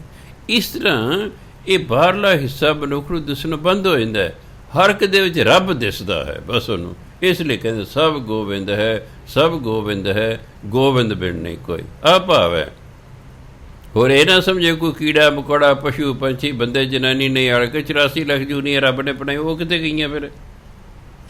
ਜੇ ਸਭ ਗੋਬਿੰਦ ਗੋਬਿੰਦ ਹੀ ਹੈ, ਗੋਬਿੰਦ ਬਿਨ ਨਹੀਂ ਕੋਈ, ਤਾਂ ਫਿਰ ਜਿਹੜੇ 84 ਲੱਖ ਜੂਨੀ ਬਣੇ ਕਦੇ ਲਈ ਨੇ? ਇਸ ਲਈ ਧਿਆਨ ਨਾਲ ਸਮਝ ਲੈਣੀ ਗੱਲ ਵੀ ਇਹ ਨਹੀਂ ਪਰਮਾਤਮਾ ਬਿਨਾਂ ਕੋਈ ਹੈ ਹੀ ਨਹੀਂ। ਨਹੀਂ, ਜਿਹੜਾ ਇੱਥੇ ਪਹੁੰਚ ਜਾਂਦਾ, ਜਿਹੜਾ ਪਰਮਾਤਮਾ ਦੀ ਪ੍ਰਾਪਤੀ ਕਰਦਾ, ਉਹਨੂੰ ਹਰ ਇੱਕ ਦੇ ਵਿੱਚ ਪਰਮਾਤਮਾ ਦਿਸ ਰਿਹਾ। ਚਾਹੇ ਦਰਖਤ ਹੈ, ਕੰਧ ਹੈ, ਈਵਨ ਹੁਣ ਕੁਛ ਵੀ ਹੈ, ਕੋਈ ਬੰਦਾ ਹੈ, ਕੋਈ ਜਨਾਨੀ ਹੈ, ਪਸ਼ੂ ਹੈ, ਪੰਛੀ ਹੈ, ਸ਼ੇਰ ਹੈ, ਚੀਤਾ ਹੈ, ਸੱਪ ਹੈ, ਸਭ ਦੇ ਵਿੱਚ ਉਹਨੂੰ ਰੱਬ ਦਿਸਦਾ ਹੈ। ਇਸ ਲਈ ਉਹ ਕਹਿੰਦੇ ਨੇ ਸਭ ਗੋਬਿੰਦ ਹੈ, ਸਭ ਗੋਬਿੰਦ ਹੈ, ਗੋਬਿੰਦ ਬਿਨ ਨਹੀਂ ਕੋਈ। ਆਹ ਭਾਵ ਹੈ। ਇਹ ਨਹੀਂ ਸਮਝਣਾ ਕਿ ਹੋਰ ਕੋਈ ਹੈ ਹੀ ਨਹੀਂ, ਰੱਬ ਹੀ ਰੱਬ ਹੈ। ਅਤੇ ਅਸੀਂ ਫਿਰ ਕਿੱਥੇ ਗਏ? ਬੰਦੇ ਸੋਚਦੇ ਫਿਰ ਅਸੀਂ ਕਿੱਥੇ ਗਏ ਕਿ ਅਸੀਂ ਹੈ ਨਹੀਂ। ਉਹ ਜਿੱਥੇ ਜਾ ਕੇ ਉਹਨਾਂ ਨੇ ਬਾਣੀ ਦੀ ਲਾਈਨ ਲਿਖੀ ਹੈ, ਉੱਥੇ ਜਾ ਕੇ ਜਿਵੇਂ ਐਕਸਰੇ ਵਾਲੀ ਮਸ਼ੀਨ ਨੂੰ ਅੰਦਰ ਦਿਸਦਾ ਹੈ, ਬਾਹਰ ਨਹੀਂ ਦਿਸ ਰਿਹਾ, ਅੰਦਰ ਕੀ ਹੈ ਸਰੀਰ ਦੇ ਉਹ ਦਿਸ ਰਿਹਾ ਹੈ। ਇਸੇ ਤਰ੍ਹਾਂ ਹੀ ਜਿਹੜਾ ਸੰਪੂਰਨ ਭਗਤੀ ਜਿਹਦੀ ਹੁੰਦੀ ਹੈ, ਉਹਨੂੰ ਹਰ ਇੱਕ ਦੇ ਵਿੱਚ ਪਰਮਾਤਮਾ ਦਿਸ ਰਿਹਾ ਹੁੰਦਾ ਹੈ। ਇਸ ਲਈ ਕਹਿੰਦਾ ਸਭ ਗੋਬਿੰਦ ਹੈ, ਸਭ ਗੋਬਿੰਦ। ਗੱਲ ਸਮਝ ਆ ਗਈ? ਜੋ ਨਾ ਸਮਝੇ ਉਹ ਬਸ ਆਪਾਂ ਪਹਿਲਾਂ ਮੈਨੂੰ ਵੀ ਨਹੀਂ ਸਮਝ ਆਉਂਦੀ। ਮੇਰ ਕਮਾਲ ਹੈ। ਇੱਕ ਪਾਸੇ ਰੱਬ ਕਹਿੰਦਾ 84 ਲੱਖ ਜੂਨੀ ਹੈ, ਇੱਕ ਪਾਸੇ ਬਾਣੀ ਕਰੇ ਸਭ ਗੋਬਿੰਦ ਬਿਨਾਂ ਹੈ ਹੀ ਕੋਈ ਨਹੀਂ, ਅਤੇ ਉਹ ਬਾਕੀ ਕਿੱਥੇ ਜੂਨੀਆਂ ਗਈਆਂ? ਫਿਰ ਹੌਲੀ ਹੌਲੀ ਫਿਰ ਜਦੋਂ ਦੇਖੇ ਸਟੱਡੀ ਚੱਜ ਨਾਲ ਕੀਤੀ, ਸਮਝ ਆਏ ਵੀ ਓਹੋ, ਜਦੋਂ ਸੰਤਾਂ ਮਹਾਂਪੁਰਸ਼ਾਂ ਜੀਵਨ ਪੜ੍ਹੇ ਵੀ ਹੈ, ਉਹ ਜਦੋਂ ਮਹਾਂਪੁਰਖਾਂ ਦੇ ਜਿਹੜੇ ਸ਼ਰਧਾ ਸੀ, ਸੰਤ ਅਤਰ ਸਿੰਘ ਮਹਾਰਾਜ ਦੇ ਗੜਵਈ, ਉਹ ਕਹਿੰਦੇ ਮਹਾਰਾਜ ਜੀ ਤੁਸੀਂ ਸ਼ੇਰ ਨਹੀਂ ਵੇਖਿਆ? ਕਹਿੰਦੇ ਭਾਗ ਸਿਆਂ ਜਿਹੜਾ ਤੂੰ ਸ਼ੇਰ ਵੇਖਿਆ ਉਹ ਨਹੀਂ ਅਸੀਂ ਵੇਖਿਆ। ਕਹਿੰਦੇ ਜੀ ਸ਼ੇਰ ਤਾਂ ਇੱਕੋ ਹੀ ਸੀ। ਕਹਿੰਦੇ ਨਹੀਂ ਭਾਗ ਸਿਆਂ, ਸਾਨੂੰ ਸ਼ੇਰ ਵਿੱਚ ਪਰਮਾਤਮਾ ਦਿਸ ਰਿਹਾ ਸੀ, ਪਰਮਾਤਮਾ ਸ਼ੇਰ ਦਾ ਰੂਪ ਧਾਰਨ ਕਰਕੇ ਆ ਰਿਹਾ। ਪਰਮਾਤਮਾ ਨੇ ਸਾਨੂੰ ਕੀ ਕਹਿਣਾ ਸੀ? ਤੈਨੂੰ ਸ਼ੇਰ ਦੱਸਿਆ, ਚੰਗਾ ਹੈ ਤੂੰ ਦਰਖਤ 'ਤੇ ਚੜ੍ਹ ਗਿਆ, ਨਹੀਂ ਉਹਨੇ ਤੈਨੂੰ ਮਾਰਨਾ ਸੀ ਝਪਟਾ। ਇਹ ਹੈ ਨਾ, ਜਦੋਂ ਸਾਨੂੰ ਸਭ ਦੇ ਵਿੱਚ ਪਰਮਾਤਮਾ ਦੱਸਣ ਲੱਗੇ, ਸਾਨੂੰ ਕੋਈ ਸੱਪ ਸ਼ੇਰ ਚੀਤਾ ਕੁਛ ਨਹੀਂ ਕਹਿ ਸਕਦਾ। ਕੋਈ ਡਾਕੂ ਕੋਈ ਕੁਛ ਨਹੀਂ ਸਾਨੂੰ ਕਹਿ ਸਕਦਾ। ਸਗੋਂ ਜਿਹੜਾ ਸਾਡੇ ਨੇੜੇ ਉਹਦੇ ਵਿਚਾਰ ਬਦਲ ਜਾਣਗੇ। ਸਾਡੇ 'ਚ ਐਸੀਆਂ ਵੇਵਜ਼ ਨਿਕਲ ਕੇ ਉਹਨੂੰ ਟਕਰਾਉਣਗੇ, ਉਹਦੇ ਵਿਚਾਰ ਹੀ ਬਦਲ ਜਾਣਗੇ, ਵਿਚਾਰ ਹੀ ਬਦਲ ਜਾਣਗੇ। ਉਹ ਫਿਰ ਜਿਹੜਾ ਮਾਰਨ ਆਇਆ ਸੀ ਹਥਿਆਰ ਸੁੱਟ ਦੇਗਾ। ਮਹਾਤਮਾ ਬੁੱਧ ਦੇਖੋ ਕਲਯੁਗ ਦੇ ਪਹਿਲੇ ਅਵਤਾਰ ਹੋਏ ਨੇ ਮਹਾਤਮਾ ਬੁੱਧ। ਉਹਦੇ ਬਾਅਦ ਫਿਰ ਈਸਾ ਮਸੀਹ ਹੋਏ। ਮਹਾਤਮਾ ਬੁੱਧ ਜਾ ਰਹੇ ਨੇ ਪਹਾੜ ਵੱਲ ਨੂੰ, ਇੱਕ ਅੱਗੋਂ ਮਿਲਿਆ, ਕਹਿੰਦੇ ਮਹਾਤਮਾ ਜੀ ਉੱਥੇ ਨਾ ਉਂਗਲੀ ਮਾਰ ਡਾਕੂ ਰਹਿੰਦਾ। ਉਹਨੇ ਪ੍ਰਤਿੱਗਿਆ ਕੀਤੀ ਵੀ ਜਿਹੜਾ ਉਹਦੇ ਸਾਹਮਣੇ ਆਏਗਾ ਉਹਨੂੰ ਕਤਲ ਕਰਕੇ ਉਹਦੀ ਇੱਕ ਉਂਗਲੀ ਵੱਢ ਕੇ ਆਪਣੇ ਗਲੇ 'ਚ ਹਾਰ ਪਾ ਲੈ। ਉਹ ਉਂਗਲਾਂ ਦਾ ਹਾਰ ਉਹਨੇ ਗਲ 'ਚ ਪਾਇਆ ਹੋਇਆ, ਉਹਦਾ ਨਾਮ ਹੀ ਉਂਗਲੀ ਮਾਰ ਡਾਕੂ ਪੈ ਗਿਆ। ਉੱਧਰ ਨਾ ਜਾਓ ਤੁਸੀਂ। ਕਹਿੰਦੇ ਫਿਰ ਤਾਂ ਜ਼ਰੂਰ ਜਾਣਾ ਚਾਹੀਦਾ, ਇਹੋ ਜਿਹੇ ਬੰਦੇ ਨੂੰ ਮਿਲਣਾ ਚਾਹੀਦਾ। ਚੰਗੇ ਨੂੰ ਕੀ, ਚੰਗਾ ਤਾਂ ਪਹਿਲੇ ਹੀ ਸੁਧਰਿਆ ਹੋਇਆ, ਮਾੜੇ ਨੂੰ ਹੀ ਸੁਧਾਰਨੇ। ਮਹਾਤਮਾ ਬੁੱਧ ਕੋਲ ਕੋਈ ਹਥਿਆਰ ਨਹੀਂ, ਡਾਕੂ ਕੋਲੇ ਉਹ ਜਿਹੜਾ ਹੈ ਬਰਛੇ ਵਾਂਗੂ ਵੱਢਣ ਲਈ ਨਾ, ਜਿਵੇਂ ਆਪਣਾ ਅੱਗੋਂ ਕੁਹਾੜਾ ਤੇਜ਼ ਹੋਵੇ, ਚੌੜਾ ਡਾਕੂ ਆ, ਇਸ ਤਰ੍ਹਾਂ ਉਹਦੇ ਕੋਲ ਇਸ ਤਰ੍ਹਾਂ ਚੌੜਾ ਅੱਗੋਂ ਚੌੜਾ ਸੀ, ਮਾਰਦਾ ਸੀ, ਗਲ ਲਾ ਕੇ ਰੱਖ ਦਿੰਦਾ ਸੀ। ਉਹ ਪਹਾੜ 'ਤੇ ਖੜ੍ਹਾ, ਉਹਨੇ ਦੇਖਿਆ ਮਹਾਤਮਾ ਕੋਈ ਆ ਰਿਹਾ। ਕਹਿੰਦੇ ਤੂੰ ਨਾ ਮਹਾਤਮਾ ਲੱਗਦਾ ਕੋਈ, ਤੈਨੂੰ ਪਤਾ ਨਹੀਂ ਮੈਂ ਉਂਗਲੀ ਮਾਰ ਡਾਕੂ ਹਾਂ, ਜੇ ਤੈਨੂੰ ਜਾਣ ਚਾਹੀਦੀ ਨਾ ਆਪਣਾ ਭੱਜ। ਮਹਾਤਮਾ ਬੁੱਧ ਹੋਰ ਉਹਦੇ ਵੱਲ ਨੂੰ ਜਾ ਰਹੇ। ਉਹ ਕਹਿੰਦਾ ਕਮਾਲ ਹੈ। ਕਹਿੰਦਾ ਤੈਨੂੰ ਪਤਾ ਨਹੀਂ ਮੈਂ ਉਂਗਲੀ ਮਾਰ ਡਾਕੂ ਹਾਂ, ਤੈਨੂੰ ਜਾਣ ਨਹੀਂ ਪੈ ਰਹੀ, ਭੱਜ। ਮਹਾਤਮਾ ਬੁੱਧ ਹੋਰ ਕੋਲ ਚਲੇ ਗਏ। ਜਾ ਕੇ ਕਹਿੰਦੇ ਉਂਗਲੀ ਮਾਰ, ਮੈਂ ਮਰਨ ਹੀ ਆਇਆ, ਮੈਂ ਮਰਨ ਹੀ ਆਇਆ, ਪਰ ਨਾ ਇੱਕ ਕੰਮ ਮੇਰਾ ਕਰ ਦੇ ਮੈਨੂੰ ਮਾਰਨ ਤੋਂ ਪਹਿਲਾਂ। ਬੋਲ, ਕਹਿੰਦਾ ਛੇਤੀ ਕਰ। ਕਹਿੰਦਾ ਜਿਹੜੇ ਦਰਖਤ ਲੱਗੇ ਨਾ ਉਹਦੇ ਇੱਕ ਪਾਸਾ ਤੋੜ ਲਿਆ, ਉਹਨੇ ਮਾਰਿਆ ਆਪਣਾ ਬਰਛੇ ਜਾਂ ਟਹਿਣੀ ਵੱਢ ਕੇ ਲਿਆ। ਕਹਿੰਦੇ ਲਓ ਇੱਕ ਪਤੰਗੇ ਚੱਕੋ 100 ਪੱਤੇ। ਕਹਿੰਦੇ ਵੀ ਇੱਕ ਕੰਮ ਹੋਰ ਕਰ ਦੇ। ਕਹਿੰਦੇ ਛੇਤੀ ਦੱਸ। ਕਹਿੰਦੇ ਐਂ ਕਰ, ਇਹ ਟਾਹਣੀ ਨਾ ਦੁਬਾਰਾ ਦਰਖਤ ਨਾ ਲਾ ਦੇ। ਕਹਿੰਦੇ ਦੁਬਾਰਾ ਤਾਂ ਨਹੀਂ ਲੱਗ ਸਕਦੀ। ਕਹਿੰਦੇ ਉਂਗਲੀ ਮਾਰ, ਮਾਰਨਾ ਸੌਖਾ ਹੈ, ਜੀਵਨ ਦਾਨ ਦੇਣਾ ਬਹੁਤ ਔਖਾ ਹੈ। ਬਸ ਉੱਥੇ ਹੀ ਬਰਛਾ ਸੁੱਟਦਾ, ਚਰਨੀ ਪੈ ਗਿਆ ਹੈ। ਕਹਿੰਦਾ ਮੈਨੂੰ ਆਪਣੇ ਨਾਲ ਉਹ ਉਹਨੂੰ ਉੱਥੇ ਲੈ ਆਪਣੇ ਮੱਠ 'ਤੇ ਡੇਰੇ 'ਚ ਸੰਗਤ ਕਰਦਾ, ਰੋਜ਼ ਪ੍ਰਵਚਨ ਸੁਣਦਾ ਹੈ। ਜਿਹੜਾ ਬਿਹਾਰ ਦਾ ਰਾਜਾ ਸੀ ਉਸ ਵੇਲੇ, ਉਹ ਬਿਹਾਰ ਦਾ ਸੀ, ਉਹਨੂੰ ਪਤਾ ਲੱਗਾ ਵੀ ਉਂਗਲੀ ਮਾਰ ਡਾਕੂ ਸਾਧ ਬਣ ਗਿਆ ਹੈ। 3-4 ਮਹੀਨਿਆਂ ਬਾਅਦ ਉਹ ਕਹਿੰਦਾ ਆਪਣੇ ਮੰਤਰੀ ਨਾਲ ਲੈ, ਚਲੋ ਵੇਖ ਕੇ ਤਾਂ ਆਈਏ। ਉਹ ਹੁਣ ਸਾਧੂ ਵਾਲਾ ਭੇਸ ਪਾ ਕੇ ਬੈਠਾ ਸਾਧੂਆਂ ਦੇ ਵਿੱਚ।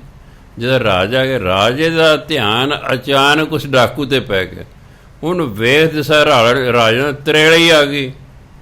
ਉਂਗਲੀ ਮਾਰ, ਕਹਿੰਦਾ ਰਾਜਨ ਡਰਨ ਦੀ ਲੋੜ ਨਹੀਂ, ਮੈਂ ਉਹ ਉਂਗਲੀ ਮਾਰ ਨਹੀਂ ਰਿਹਾ, ਹੁਣ ਮੈਂ ਬਦਲ ਗਿਆ, ਬਹਿ ਜਾ ਤੂੰ ਵੀ ਬਹਿ ਜਾ। ਇਹਨੂੰ ਕਹਿੰਦੇ ਨੇ ਕਮਾਈ। ਕੋਲ ਗਿਆ ਬਸ ਸੁੱਟਦੇ ਹਥਿਆਰ ਸੁੱਟਦੇ ਹਨ ਜੀ। ਵਿਨੋਬਾ ਭਾਵੇ ਆ ਚੰਬਲ ਦੇ ਡਾਕੂ ਨਾ ਸਰਕਾਰ ਤੋਂ ਲੋਟ ਹੀ ਨਹੀਂ ਸੀ ਆਉਂਦਾ। ਵਿਨੋਬਾ ਭਾਵੇ ਗਿਆ। ਹਾਂਜੀ, ਭਗਤੀ ਕਰਨ ਵਾਲਾ ਬੰਦਾ ਸੀ, ਬਹੁਤ ਭਗਤੀ ਸੀ ਉਂਝ। ਹਾਂਜੀ, ਉਹ ਗਿਆ, ਅਪੀਲ ਕੀਤੀ ਹੈ, ਸਮਝਾਇਆ ਨਾ ਉਹਨੂੰ। 150 ਡਾਕੂ ਨੇ ਆਪਣੇ ਬੰਦੂਕਾਂ ਹਥਿਆਰ ਲਾ ਕੇ ਵਿਨੋਬਾ ਭਾਵੇ ਦੇ ਚਰਨਾਂ 'ਚ ਸੁੱਟਦੇ ਵੀ ਅੱਜ ਤੁਸੀਂ ਡਾਕੇ ਮਾਰਨੇ ਛੱਡੇ। ਇਹ ਹੈ ਪ੍ਰਭਾਵ। ਸਰਕਾਰ ਨੇ ਜ਼ੋਰ ਲਾ ਲਿਆ, ਲੋਟ ਨਹੀਂ ਸੀ ਆਉਂਦੀ। ਇਹਨਾਂ ਤਾਂ ਇੱਕ ਚੰਦਨ ਦਾ ਜਿਹੜਾ ਤਸਕਰ ਸੀ, ਪਰ ਕੀ ਨਾ ਸੜਿਆ ਜਿਹਾ ਪਤਲਾ ਜਿਹਾ, ਹਾਂਜੀ ਹਾਂ, ਵੀਰੱਪਨ, ਉਹੀ ਨਹੀਂ ਸੀ ਉਹਨਾਂ ਦਾ ਲੋਟ ਆਉਂਦਾ। ਦੇਖੋ ਪੱਤਰਕਾਰ ਜਾ ਕੇ ਇੰਟਰਵਿਊ ਲੈ ਰਹੇ ਨੇ ਉਹਦੀ, ਵੀ ਸਰਕਾਰ ਨੂੰ ਪਤਾ ਨਹੀਂ ਹੈ। ਜੇ ਕਿ ਮੇਰੇ ਵਰਗਾ ਉਹਦੇ ਤੱਕ ਜਾ ਸਕਦਾ, ਉਹਦੀ ਇੰਟਰਵਿਊ ਲੈ ਸਕਦਾ, ਤਾਂ ਕੀ ਇਹਦੇ ਸਰਕਾਰ ਨੂੰ ਪਤਾ ਨਹੀਂ? ਨਾ, ਬਸ ਫਿਰੀ ਜਾ, ਲੁੱਟੀ ਜਾ, ਵੇਚੀ ਜਾ ਚੰਦਨ, ਸਾਨੂੰ ਵੀ ਹਿੱਸਾ ਦੇਈ ਜਾ। ਆਹੀ ਮਤਲਬ ਹੋਣਾ, ਆਹੀ ਮਤਲਬ ਹੋਣਾ। ਨਹੀਂ ਤਾਂ ਜੇ ਸਰਕਾਰ ਆਪਣੀ ਆਈ ਤੇ ਆ ਜਾਏ ਨਾ, ਚੱਕ ਫੱਟੇ ਦੇਵੇ। ਹਾਂ, ਅੱਜ ਇੱਥੇ ਅੱਤਵਾਦ ਪੰਜਾਬ 'ਚ ਬਹੁਤ ਹੋ ਗਿਆ ਸੀ। ਬੇਅੰਤ ਸਿੰਘ ਆ ਗਿਆ, ਫਿਰ ਇਹਦੀ ਸਰਕਾਰ ਆ ਗਈ। ਆਈ ਤਾਂ 10% ਨਾਲ ਹੀ ਸੀ। ਇੱਕ KPS ਗਿੱਲ ਹੁੰਦਾ ਸੀ, ਡਾਇਰੈਕਟਰ ਪੁਲਿਸ ਦਾ, ਹਾਂਜੀ, DGP। ਬੇਅੰਤ ਸਿੰਘ ਉਹਨੂੰ ਕਹਿੰਦਾ ਵੀ ਇਹਨਾਂ ਅੱਤਵਾਦ ਖਤਮ ਕਰਨਾ। ਕਹਿੰਦਾ ਮੈਨੂੰ 6 ਮਹੀਨੇ ਦੇ ਦਿਓ, ਸਫਾਇਆ ਕਰ ਦਾਂਗਾ, ਪਰ ਇੱਕ ਸ਼ਰਤ ਹੈ, ਤੂੰ ਕੋਈ ਸਿਫਾਰਿਸ਼ ਨਹੀਂ ਲਾਣੀ, ਮੈਨੂੰ ਖੁੱਲ੍ਹ ਚਾਹੀਦੀ ਹੈ, ਤੂੰ ਵਿੱਚ ਟੰਗ। ਕਹਿੰਦਾ ਨਹੀਂ, ਮੈਂ ਟੰਗ ਨਹੀਂ, ਸਫਾਇਆ ਕਰ ਦੇ। ਬਸ ਕਈ ਹਜ਼ਾਰ ਨੌਜਵਾਨ ਫੜ ਕੇ ਮਾਰਤੇ ਉਹਨੇ। ਪਹਿਲਾਂ ਕੀ ਕੀਤਾ, ਬੜੇ ਚਲਾਕ ਉਹਦੇ ਪੁਲਿਸ ਵਾਲੇ, ਟ੍ਰੇਨਿੰਗ ਮਿਲੀ ਹੁੰਦੀ ਨਾ, ਸਾਰੇ ਪਰੋਸ ਕੇ ਕਹਿੰਦੇ ਲਿਆਓ ਤੁਹਾਡਾ ਸਰਕਾਰ ਨਾਲ ਸਮਝੌਤਾ ਕਰਾਈਏ। ਇੱਕ ਥਾਂ 'ਤੇ ਸੱਦ ਲਏ, 4-4 5-5 ਚੱਕਣੇ, ਬਾਹਰ ਲਿਜਾ ਕੇ ਮੁਕਾਬਲਾ ਵਿਖਾ ਕੇ ਮਾਰ ਦੇਣੇ। ਕੁਝ ਜਾਇਜ਼ ਮਾਰੇ ਗਏ, ਕੁਝ ਵਿਚਾਰੇ ਨਜਾਇਜ਼ ਮਾਰੇ ਗਏ ਵਿੱਚ ਹੀ। ਪੁਲਿਸਾਂ ਨੂੰ ਹੋ ਗਿਆ ਵੀ ਸਾਨੂੰ ਤਾਂ ਤਰੱਕੀਆਂ ਮਿਲਦੀਆਂ ਨੇ। ਉਂਝ ਵੀ ਕਹੀ ਗਏ ਅੱਤਵਾਦੀ ਹੈ ਜੀ, ਅੱਤਵਾਦੀ ਇਹਨਾਂ ਦੇ ਘਰ ਠਹਿਰੇ ਸਨ, ਇਹਨਾਂ ਦੇ ਘਰ ਰੋਟੀ ਖਾਧੀ, ਚੱਕ ਲਿਓ ਇਹਨੂੰ ਵੀ। ਬੜਾ ਉਦੋਂ ਪੁਲਿਸ ਤੇ CRP ਵਾਲੇ ਨੇ ਪੈਸਾ ਕਮਾਇਆ। ਹਾਂਜੀ, ਪੰਜਾਬ ਭੁੱਖਾ ਹੋ ਗਿਆ। ਅਤੇ ਲਿਖਦਾ ਇਤਿਹਾਸ ਕਰ ਵੀ 30,000 ਬੰਦਾ ਮਾਰਿਆ ਗਿਆ ਸੀ, ਨੌਜਵਾਨ, 30,000 ਨੌਜਵਾਨ ਮਾਰਿਆ ਗਿਆ ਸੀ। ਪਰ ਜਿਹੜਾ ਉਮੀਦ ਹੀ ਨਹੀਂ ਸੀ ਕਿਸੇ ਨੂੰ ਪੰਜਾਬ ਕਦੇ ਸ਼ਾਂਤੀ ਕਰਤੀ ਨਾ ਸ਼ਾਂਤੀ। ਜੇ ਸਰਕਾਰਾਂ ਆਪਣੀ ਆਈ ਤੇ ਆਏ, ਕੌਣ ਅੜਦਾ? ਕੋਈ ਨਹੀਂ ਅੜ ਸਕਦਾ ਹੈ। ਬਸ ਇਹ ਤਾਂ ਇਹਨਾਂ 'ਚ ਨਾ ਇੱਛਾ ਸ਼ਕਤੀ ਹੀ ਨਹੀਂ ਹੈ, ਇਹਨਾਂ 'ਚ ਵਿਲ ਪਾਵਰ ਹੀ ਨਹੀਂ ਹੈਗੀ। ਬਸ ਅਤੇ ਗੜਬੜ ਦੇਸ਼ 'ਚ ਹੋਈ ਜਾਂਦੀ। ਚਲੋ ਖੈਰ, ਗੁਰੂ ਮਹਾਰਾਜ ਕਹਿੰਦੇ ਦੇਖ ਦਰਸ ਮਨ ਪਿਆ ਵਿਗਾਸਾ, ਸਭ ਨਦਰੀ ਆਇਆ ਬ੍ਰਹਮ ਪ੍ਰਗਾਸਾ। ਸਾਰੇ ਪਾਸੇ ਪ੍ਰਕਾਸ਼ ਹੀ ਪ੍ਰਕਾਸ਼ ਪਰਮਾਤਮਾ ਦਾ ਵਿਖਾਈ ਦੇ ਰਿਹਾ ਹੈ। ਜਨ ਨਾਨਕ ਕੀ ਹਰ ਪੂਰਨ ਆਸਾ। ਪਰਮਾਤਮਾ ਨੇ ਕਿ ਦਾਸ ਨਾਨਕ ਦੀ ਇੱਛਾ ਪੂਰੀ ਕਰਤੀ, ਦਰਸ਼ਨ ਹੋ ਗਏ। ਗੌੜੀ ਗੁਆਰੇਰੀ ਮਹਿਲਾ ਪੰਜਵਾਂ।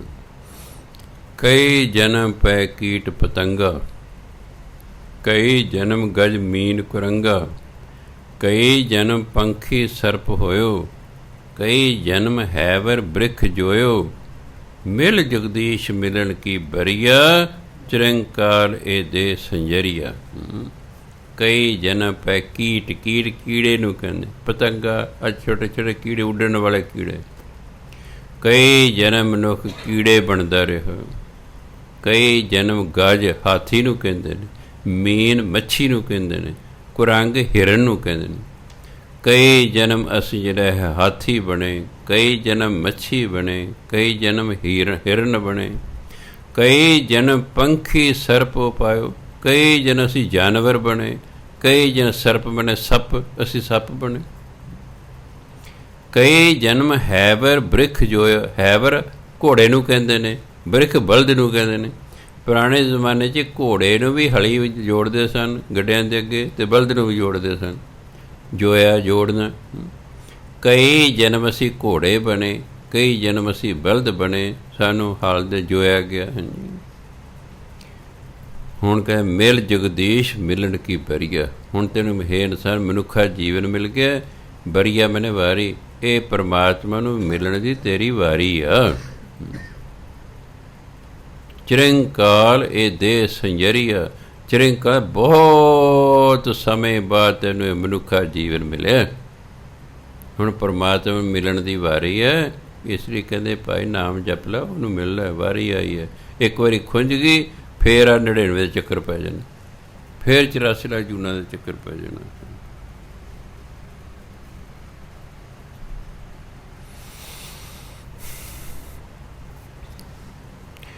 ਰਹਾਓ ਕਈ ਜਨਮ ਸੈਲ ਗਿਰ ਕਰੇ, ਗਿਰ ਪਹਾੜੀ ਨੂੰ ਕਹਿੰਦੇ ਨੇ, ਸੈਲ ਪੱਥਰ ਨੂੰ ਕਹਿੰਦੇ ਨੇ। ਕਈ ਜਨਮ ਪਹਾੜੀ ਦੇ ਪੱਥਰ ਬਣਿਆ ਰਿਹਾ ਤੂੰ। ਕਈ ਜਨਮ ਗਰਭ ਹਿਰ ਖਰੇ, ਕਈ ਵਾਰੀ ਬੱਚੇ ਨਾ ਮਾਤਾ ਦੇ ਪੇਟ 'ਚ ਹੀ ਮਰ ਜਾਂਦੇ ਨੇ। ਕਈ ਜਨਮ ਤੂੰ ਇਹ ਮਾਤਾ ਦੇ ਪੇਟ 'ਚ ਹੀ ਮਰਦਾ ਰਿਹਾ। ਕਈ ਜਨਮ ਸਾਖ ਕਰ ਉਪਾਇਆ, ਸਾਖ ਆ ਜਿਹੜੇ ਦਰਖਤ ਹੁੰਦੇ ਨੇ, ਕਈ ਜਨਮ ਤੂੰ ਦਰਖਤ ਬਣਦਾ ਰਿਹਾ, ਕਦੇ ਟਾਹਲੀ, ਕਦੇ ਕਿੱਕਰ, ਕਦੇ ਨਿੰਮ, ਕਦੇ ਕੋਈ। 184 ਜੂਨ ਪਰਮਾਇਆ, 84 ਲੱਖ ਜੂਨਾਂ 'ਚ ਤੈਨੂੰ ਪਟਕਾਇਆ ਗਿਆ। ਸਾਧ ਸੰਗ ਪਇਓ ਜਨਮ ਪ੍ਰਾਪਤ। ਇਸ ਲਈ ਕਹਿਣਾ ਤੈਨੂੰ ਇਸ ਮਨੁੱਖਾ ਜੀਵਨ 'ਚ ਸਾਧੂ ਦੀ, ਗੁਰੂ ਦੀ ਸੰਗਤ ਪ੍ਰਾਪਤ ਹੋ ਗਈ ਆ। ਕੀ ਕਰ ਸੇਵਾ ਪਰ ਭਜ ਹਰ ਹਰ ਗੁਰਮਤਿ। ਗੁਰੂ ਦੀ ਮੱਤ 'ਤੇ ਚੱਲ ਕੇ ਗੁਰੂ ਦੀ ਸੇਵਾ ਕਰ, ਗੁਰੂ ਦਾ ਭਜਨ, ਪਰਮਾਤਮਾ ਦਾ ਭਜਨ ਕਰ। ਭਜ ਹਰ ਹਰ, ਪਰਮਾਤਮਾ ਦਾ ਨਾਮ ਜਪ, ਗੁਰੂ ਦੀ ਸੇਵਾ ਕਰ। ਤੈਨੂੰ ਕਹਿੰਦੇ ਸਾਧੂ ਦੀ ਸੰਗਤ, ਗੁਰੂ ਦੀ ਸੰਗਤ ਪ੍ਰਾਪਤ ਹੋਈ ਇਸ ਮਨੁੱਖਾ ਜੀਵਨ 'ਚ। ਤਿਆਗ ਮਾਣ ਝੂਠ ਅਭਿਮਾਨ, ਕਹਿੰਦਾ ਆਪਣਾ ਮਾਣ, ਇਹ ਝੂਠਾ ਹੰਕਾਰ ਛੱਡ। ਜੀਵਤ ਮਰੈ ਦਰਗਾਹ ਪ੍ਰਵਾਨ, ਜੇ ਤੂੰ ਜਿਉਂਦਿਆਂ ਹੀ ਮਰ ਜਾਏ, ਜਿਉਂਦਿਆਂ ਮਰਨ ਪਾ ਹੰਕਾਰ ਛੱਡ ਦੇ। ਜੇ ਤੂੰ ਹੰਕਾਰ ਛੱਡ ਦੇਵੇਂ ਨਾ, ਦਰਗਾਹ ਪ੍ਰਵਾਨ, ਤੂੰ ਪਰਮਾਤਮਾ ਦਰਗਾਹ 'ਚ ਪ੍ਰਵਾਨ ਹੋ ਜਾਏ। ਤੂੰ ਪਰਮਾਤਮਾ ਦਰਗਾਹ ਜਾ ਸਕਦਾ ਕਦੇ, ਨਹੀਂ ਤਾਂ ਅਗਲਾ ਵੜਨ ਨਹੀਂ ਤੈਨੂੰ ਦੇਣਾ। ਅਸੀਂ ਜਿੰਨੀ ਮਰਜ਼ੀ ਭਜਨ ਬੰਦਗੀ ਕਰ ਲਈਏ, ਜੇ ਅਸੀਂ ਨਿਗੋਰੇ ਹਾਂ ਨਾ, ਪਰਮਾਤਮਾ ਦਰ 'ਤੇ ਨਹੀਂ ਜਾ ਸਕਦੇ। ਉਹ ਵੜਨ ਨਹੀਂ ਦਿੰਦੇ, ਉਹ ਵੜਨ ਨਹੀਂ ਦਿੰਦੇ। ਸੰਤ ਅਤਰ ਸਿੰਘ ਜੀ ਮਹਾਰਾਜ ਕਿੰਨੀ ਦੇਰ ਆਪਣੀ ਮਾਂ ਨੂੰ ਕਹਿੰਦੇ ਨੇ, ਬੀਬੀ ਭੋਲੀ ਨੂੰ, ਮਾਤਾ ਜੀ ਤੁਸੀਂ ਅੰਮ੍ਰਿਤ ਛਕ ਲਓ। ਔਰ ਲੱਖਾ ਪ੍ਰਾਣੀ ਨੇ ਅੰਮ੍ਰਿਤ ਛਕ ਲਿਆ ਹੈ, ਮੈਂ ਆਪ ਛਕਿਆ, ਕਮਲੇ ਥੋੜ੍ਹਾ ਹੀ ਹਾਂ। ਦੇਖੋ ਕਹਿੰਦੇ ਗੁਰੂ ਗੋਬਿੰਦ ਸਿੰਘ ਨੇ ਆਪ ਅੰਮ੍ਰਿਤ ਛਕਿਆ ਸੀ ਨਾ, ਫਿਰ ਕੋਈ ਗੱਲ ਤਾਂ ਹੈ ਨਾ। ਨਹੀਂ ਤਾਂ ਉਹਦੇ ਗੁਰੂ ਸਨ, ਉਹ ਨਾ ਵੀ ਅੰਮ੍ਰਿਤ ਛਕਦੇ ਤਾਂ ਵੀ ਗੁਰੂ ਸਨ।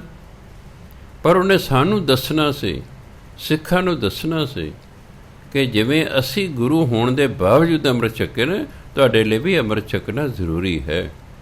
ਲੈ, ਜਿਹਦਾ ਪੁੱਤਰ ਐਡਾ ਵੱਡਾ ਜਿਹੜਾ ਹੋਵੇ ਸੰਤ, ਲੈ ਉਹਨੂੰ ਅੰਮ੍ਰਿਤ ਛਕਣ ਦੀ ਕੀ ਲੋੜ ਹੈ? ਕਹਿੰਦੇ ਨਹੀਂ ਮਾਤਾ ਜੀ, ਇਹ ਅੰਮ੍ਰਿਤ ਆਪਣੀ ਥਾਂ 'ਤੇ, ਸੰਤ ਪੁੱਤਰ ਹੋਣਾ ਆਪਣੀ ਥਾਂ 'ਤੇ।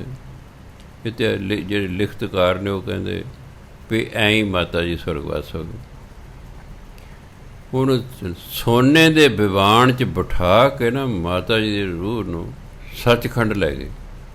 ਜਦੋਂ ਉਤਰੀ ਬਿਵਾਨ 'ਚੋਂ ਬਾਹਰ ਸੱਚਖੰਡ ਦੇ ਦਰਵਾਜ਼ੇ ਉਹਨਾਂ ਨੇ ਬੰਦ ਕਰਤੇ। ਕਹਿੰਦੇ ਵੀ ਭਾਈ ਇਹ ਦਰਵਾਜ਼ੇ ਖੋਲ੍ਹੋ। ਕਹਿੰਦੇ ਮਾਤਾ ਜੀ ਇਹ ਨਹੀਂ ਖੁੱਲ੍ਹ ਸਕਦੇ। ਕਿਉਂ ਨਹੀਂ ਖੁੱਲ੍ਹ ਸਕਦੇ? ਮੈਂ ਸੰਤ ਅਤਰ ਸਿੰਘ ਦੀ ਮਾਂ, ਹਾਲੇ ਰੋ ਪੰਦ। ਕਹਿੰਦੇ ਮਾਤਾ ਜੀ ਉਹਨਾਂ ਦੀ ਕਮਾਈ ਕਾਰਨ ਤੁਸੀਂ ਇੱਥੋਂ ਤੱਕ ਆ ਗਏ ਹੋ, ਤੁਸੀਂ ਨਿਗੋਰੇ ਹੋ, ਤੁਸੀਂ ਸੱਚਖੰਡ ਨਹੀਂ ਵੜ ਸਕਦੇ। ਕਹਿੰਦੇ ਵੀ ਭਾਈ ਉਹ ਮੇਰਾ ਪੁੱਤ ਵੀ ਆਹੀ ਕਹਿੰਦਾ ਸੀ, ਅੰਮ੍ਰਿਤ ਛਕ ਲੈ ਗੁਰੂ ਵਾਲਾ ਬਣੇ। ਹੁਣ ਭਾਈ ਕੋਈ ਇਹਦਾ ਹੱਲ ਹੈ? ਹਾਂ।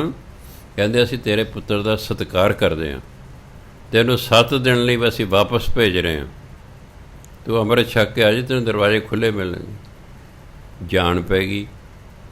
ਆ ਕੇ ਮਹਾਂਪੁਰਖ ਦੱਸੇ ਵੀ ਮਾਤਾ ਜੀ ਜਿਉਂਦੇ ਹੋ ਗਏ। ਕਹਿੰਦੇ ਮੈਂ ਤੁਹਾਨੂੰ ਕਿਹਾ ਸੀ ਨਾ ਫੂਕਣਾ ਨਹੀਂ ਹੈ, ਇਹ ਆਊਗੀ ਵਾਪਸ। ਵੇ ਪੁੱਤ ਮੈਨੂੰ ਅੰਮ੍ਰਿਤ ਛਕਾ ਦੇ। ਕਹਿੰਦੇ ਮਾਤਾ ਜੀ ਕੋਈ ਨਹੀਂ, ਕੱਲ੍ਹ ਨੂੰ ਛਕਾ ਦਾਂਗੇ, 7 ਦਿਨ ਤੁਹਾਨੂੰ ਮਿਲ। ਲੈ ਕਹਿੰਦੇ ਕੱਲ੍ਹ ਕਿਹਨੂੰ ਆਇਆ? ਅੱਜੇ ਛਕਾ। ਕਹਿੰਦੇ ਹਾਂ ਹੁਣ ਲੱਗਾ ਨਾ ਪਤਾ। ਫਿਰ ਮਹਾਂਪੁਰਖ ਨੇ ਅੰਮ੍ਰਿਤ ਛਕਾਇਆ। 7 ਦਿਨ ਮਾਤਾ ਸਰੀਰ ਤਿਆਗਦਾ ਗਈ ਸੱਚਖੰਡ ਨੂੰ। ਸੰਤਾਂ ਦੀ ਮਾਂ ਆਵੇ ਜਾਵੇ ਕਿਵੇਂ ਨਾ। ਗੁਰਬਾਣੀ 'ਤੇ ਲਿਖਿਆ ਵੀ ਧੰਨ ਧੰਨ ਨੇ ਉਹਨਾਂ ਦੀਆਂ ਮਾਵਾਂ ਜਿਨ੍ਹਾਂ ਦੇ ਪੁੱਤ ਨਾਮ ਜਪਦੇ। ਨਾਮ ਜਪਣ ਵਾਲੇ ਹੀ ਮਾਵਾਂ ਧੰਨ ਨੇ। ਅਤੇ ਜਿਨ੍ਹਾਂ ਦਾ ਪੁੱਤਰ ਐਡਾ ਵੱਡਾ ਸੰਤ ਹੈ ਸੰਸਾਰ ਦੇ ਵਿੱਚ, ਜਿਹਦਾ ਨਾਮ ਅੱਜ ਤੱਕ ਹੈ। ਕਿੱਥੇ 1927 ਦਾ ਸਿਰ ਤਿਆਗਿਆ, ਦੁਨੀਆ ਜਾਣਦੇ ਸੰਤ ਤੁਸੀਂ ਮਹਾਰਾਜ।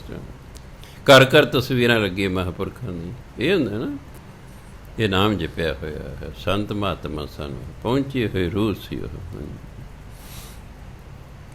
ਹੈਰਾਨੀ ਦੀ ਗੱਲ ਹੈ ਕਿ 1905 ਦੇ 5 ਕਿਹੜਾ ਸਨ ਸੀ, ਜਦੋਂ ਮਹਾਰਾਜਾ ਇੰਗਲੈਂਡ ਦਾ ਆਇਆ, ਜੋ ਉਹਨੂੰ ਜਾਰਜ ਕਿਹਾ ਕਦ ਜਾਰਜ ਪੰਚਮ ਪਤਾ ਨਹੀਂ ਕਿਹੜਾ ਸੀ, ਉਹ ਆਇਆ। 650 ਰਾਜਾ ਇਕੱਠਾ ਹੋਇਆ ਦਿੱਲੀ। ਸੰਤ ਮਹਾਤਮਾ ਵੀ ਆਏ। ਮਹਾਰਾਜਾ ਨਭ ਸੰਤਾਂ ਨੂੰ ਕਹਿੰਦਾ ਵੀ ਅਸੀਂ ਤੁਹਾਨੂੰ ਦਿੱਲੀ ਲੈ ਕੇ ਜਾਣਾ ਵੀ ਉੱਥੇ ਅਸੀਂ ਤਾਂ ਜਾਣੇ, ਸਾਨੂੰ ਸੱਦਿਆ, ਸੰਤ ਮਹਾਤਮਾ ਵੀ ਸੱਦੇ। ਕਹਿੰਦੇ ਭਾਈ ਮੈਂ ਕੀ ਕਰਨਾ? ਕਹਿੰਦੇ ਜੀ ਅਸੀਂ ਲੈ ਕੇ ਜਾਣਾ। ਮਹਾਰਾਜਾ ਪਟਿਆਲੇ ਨੂੰ ਕਿਹਾ ਵੀ ਤੂੰ ਪ੍ਰਬੰਧ ਕਰ। ਇਹ ਵੱਡਾ ਰਾਜਾ ਸੀ ਨਾ ਸਾਰਿਆਂ ਨਾਲੋਂ। ਚਲੋ ਜੀ, ਇਹਦੀ ਅਪਰੋਚ ਸੀ ਧੁਰ। ਇਹਨੇ ਗੱਡੀਆਂ ਵਾਲਿਆਂ ਨੂੰ ਕਿਹਾ ਬਈ ਗੱਡੀ ਇੱਕ ਡੱਬਾ ਸੰਤਾਂ ਲਈ ਨਹੀਂ ਲਾਉਣਾ, ਬਸ ਇੱਕ ਇੰਜਨ ਹੋਣਾ ਚਾਹੀਦਾ, ਇੱਕ ਸੰਤਾਂ ਦਾ ਡੱਬਾ ਹੋਣਾ ਚਾਹੀਦਾ, ਬਸ ਇਹਨਾਂ ਨੂੰ ਹੀ ਲੈ ਕੇ ਜਾਣਾ। ਅਗਲੇ ਬਣ ਗਏ, ਉਹ ਸਜਾਤਾ ਹੈ ਡੱਬਾ ਸੰਤ ਜਦੋਂ ਸੰਤਾਂ ਨੂੰ ਲਿਜਾਣ ਉੱਥੇ ਨਾ ਹਾਥੀ 'ਤੇ ਬਿਠਾ ਲਿਆ, ਦਿੱਲੀ ਹਾਥੀ ਬਿਠਾ ਲਿਆ। ਅਤੇ ਜਿੱਧਰ ਇਕੱਠ ਹੋਣਾ ਸੀ ਉਹ ਰਾਜ ਦੇ ਅੱਗੋਂ ਲੰਘਾਇਆ। ਰਾਜਾ ਵੇਖ ਕੇ ਇੰਨਾ ਪ੍ਰਭਾਵਿਤ ਹੋਇਆ, ਖੜ੍ਹਾ ਹੋ ਗਿਆ, ਆਪਣਾ ਟੋਪ ਲਾ ਲਿਆ। ਸਾਡੇ ਦੇਸ਼ 'ਚ ਸਤਿਕਾਰ ਸਿਰ ਢੱਕ ਲੈਂਦੇ ਨੇ, ਅੰਗਰੇਜ਼ ਨੇ ਸਤਿਕਾਰਾਂ 'ਚ ਟੋਪ ਲਾ ਲੈਂਦੇ ਨੇ। ਅਤੇ ਮਹਾਰਾਜ ਨਾਲ ਪਟਿਆਲਾ ਬੈਠਾ ਸੀ। ਕਹਿੰਦੇ ਭੁਪਿੰਦਰ ਸਿੰਘ ਜੀ ਇਹ ਕੌਣ ਹੈ? ਕਹਿੰਦੇ ਸਾਡੇ ਸੰਤ ਨੇ ਜੀ, ਪੰਜਾਬ ਦੇ ਮੰਨੇ ਹੋਏ। ਚਲੋ ਬੈਠੇ। ਉਹ ਬਾਅਦ 'ਚ ਸਮਾਗਮ ਖਤਮ ਹੋ ਗਿਆ। ਮਹਾਰਾਜਾ ਪਟਿਆਲੇ ਨੂੰ ਕਹਿੰਦੇ ਵੀ ਮੇਰੀ ਇੱਛਾ ਹੈ ਇਹਨਾਂ ਨੂੰ ਨਾ ਇੰਗਲੈਂਡ ਲੈ ਕੇ ਆ, ਮੈਂ ਆਪਣੀ ਰਾਣੀ ਨੂੰ ਅਤੇ ਬੱਚਿਆਂ ਨੂੰ ਇਹਨਾਂ ਦੇ ਦਰਸ਼ਨ ਕਰਾਉਣੇ। ਚਲੋ ਉਹ ਕਹਿੰਦੇ ਕੋਈ ਨਹੀਂ ਜੀ ਲੈ ਆਵਾਂਗੇ, ਮੈਨੂੰ ਬੇਨਤੀ ਕਰਾਂਗੇ। ਮਹਾਰਾਜਾ ਆਇਆ ਵੀ ਤੁਹਾਨੂੰ ਨਾ ਰਾਜਾ ਤੁਹਾਡੇ ਦਰਸ਼ਨ, ਤੁਹਾਡੇ ਉਹਨਾਂ ਦੀ ਘਰ ਵਾਲੇ ਬੱਚੇ ਤੁਹਾਡਾ ਦਰਸ਼ਨ ਕਰਨਾ ਚਾਹੁੰਦੇ ਨੇ। ਕਹਿੰਦੇ ਦੇਖ ਬਈ ਰਾਜਾ ਨੇ ਗੱਲ ਇਹ ਹੈ, ਮੈਨੂੰ ਅੰਗਰੇਜ਼ੀ ਨਹੀਂ ਆਉਂਦੀ, ਉਹਨੂੰ ਪੰਜਾਬੀ ਨਹੀਂ ਆਉਂਦੀ, ਗੱਲ ਤਾਂ ਕੋਈ ਹੋਣੀ ਨਹੀਂ, ਜਾ ਕੇ ਕੀ ਕਰਾਂ? ਆਹ ਤੇਜਾ ਸਿੰਘ ਹੈ, ਉਹ ਪ੍ਰਿੰਸੀਪਲ ਰਹੇ ਸਨ ਪਹਿਲਾਂ, MA ਸਨ ਇੰਗਲਿਸ਼ ਦੇ, ਹੈ ਉਹ MA ਸੀ। ਆਹ ਨਾਲੇ ਉੱਥੇ ਪ੍ਰਚਾਰ ਕਰਾਊਗਾ ਸਿੱਖ ਧਰਮ ਦਾ, ਲੈ ਇਹਨੂੰ ਲੈ ਜਾ। ਚਲੋ ਉਹਨਾਂ ਦੀ ਥਾਂ 'ਤੇ ਫਿਰ ਉਹ ਚਲੇਗਾ, ਨਾਲ ਕਈ ਮਹੀਨੇ ਉੱਥੇ ਸਿੱਖ ਧਰਮ ਦਾ ਪ੍ਰਚਾਰ ਕਰਾਇਆ। ਕਹਿੰਦੇ ਮੈਂ ਕਿਹਾ ਜਾ ਕੀ ਕਰਾਂਗਾ?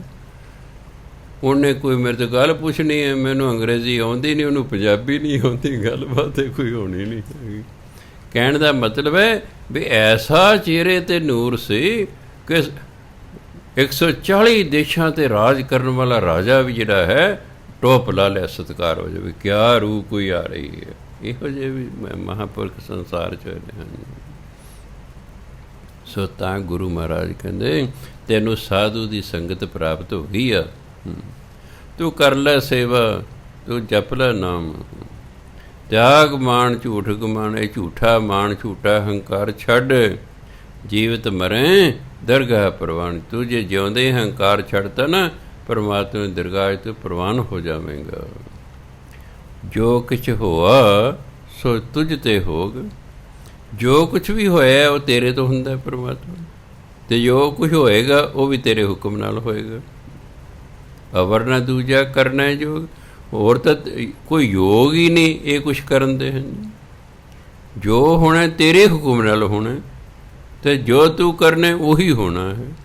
ਦੂਜਾ ਕੋਈ ਤੇਰੇ ਬਰਾਬਰ ਦਾ ਹੈ ਹੀ ਨਹੀਂ ਹੈਗਾ ਜਿਹੜਾ ਇਹ ਕਰ ਸਕੇ ਜੋ ਤੂੰ ਕਰ ਦੇਗਾ।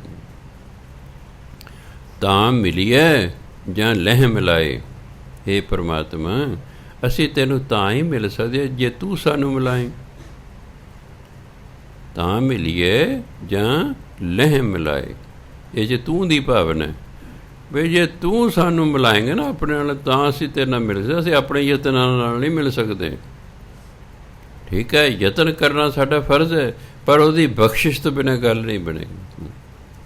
ਸਿਰਫ ਇੰਨਾ ਕਿ ਜੇ ਅਸੀਂ ਸੱਚੇ ਦਿਲੋਂ ਯਤਨ ਕਰਦੇ ਰਹਾਂਗੇ, ਪੈਰਵੰਦੀ ਕਰਦੇ ਰਹਾਂਗੇ ਕਰਦੇ ਰਹਾਂਗੇ ਕਰਦੇ ਰਹਾਂਗੇ, ਅਗਲਾ ਕਹਿੰਦਾ ਯਾਰ ਸੱਚੇ ਦਿਲੋਂ ਲੱਗਿਆ ਹੋਇਆ ਬੰਦਾ, ਚਲੋ ਇੱਥੇ ਕਿਰਪਾ ਕਰ ਦਿਓ, ਬਸ ਉਹਦੀ ਜਦੋਂ ਬਖਸ਼ਿਸ਼ ਹੋ ਗਈ ਬਸ ਗੱਲ ਨਿਬੜ ਜਾਣੀ ਉੱਦਾਂ ਹੀ। ਤਾਂ ਮਿਲੀਏ ਜਾਂ ਲਹਿ ਮਿਲਾਏ, ਕਹੋ ਨਾਨਕ ਹਰ ਹਰ ਗੁਣ ਗਾਏ। ਭਾਈ ਹਰੀ ਦੇ ਗੁਣ ਗਾਈ ਜਾਓ ਗਾਈ ਜਾਓ ਗਾਈ ਜਾਓ ਗਾਈ ਜਾਓ, ਬਸ ਕਦੇ ਤਾਂ ਗੱਲ ਬਣੇਗੀ ਹੈ। ਕभी ਨਾ ਕभी ਕੋਈ ਨਾ ਕੋਈ ਤਾਂ ਆਏਗਾ, ਕਦੇ ਤਾਂ ਗੱਲ ਬਣੂ। ਆਸ 'ਤੇ ਸੰਸਾਰ ਹੈ, ਲੱਗੇ ਰਹਿਣਾ ਚਾਹੀਦਾ, ਆਸ ਨਹੀਂ ਛੱਡਣੀ ਚਾਹੀਦੀ, ਢਹਿੰਦੀਆਂ ਕਲਾਂ 'ਚ ਨਹੀਂ ਜਾਣਾ ਚਾਹੀਦਾ। ਉਹ ਜੀ ਸਾਡੇ ਭਾਗ ਨੇ ਕਿੱਥੇ ਜੀ ਰੱਬ ਸਾਨੂੰ ਮਿਲੇ, ਵੀ ਇਹ ਕੀ ਪਤਾ ਭਾਈ ਹੈ, ਤੂੰ ਪਹਿਲੇ ਹੀ ਦਿਲ ਛੱਡ ਗਿਆ ਹੈ, ਤੂੰ ਪਹਿਲੇ ਹੀ ਦਿਲ ਛੱਡ ਗਿਆ।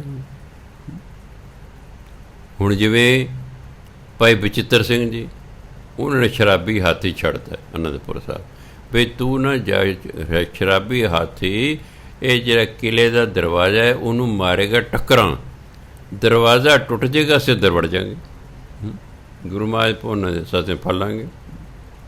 ਸੂਹੀਆਂ ਨੇ ਆ ਕੇ, ਸੂਹੀ ਤਾਂ ਹੁੰਦੇ ਦੋਨੋਂ ਪਾਸਿਆਂ ਦੇ, ਉਹਨੇ CID ਵਾਲਿਆਂ ਨੇ ਆ ਕੇ ਦੱਸਿਆ ਮਹਾਰਾਜ ਜੀ ਉਹਨਾਂ ਨੇ ਨਾ ਸ਼ਰਾਬੀ ਹਾਥੀ ਛੱਡ ਰਹੇ ਨੇ ਉਹ ਦਰਵਾਜ਼ਾ ਭੰਨਣ ਨੂੰ।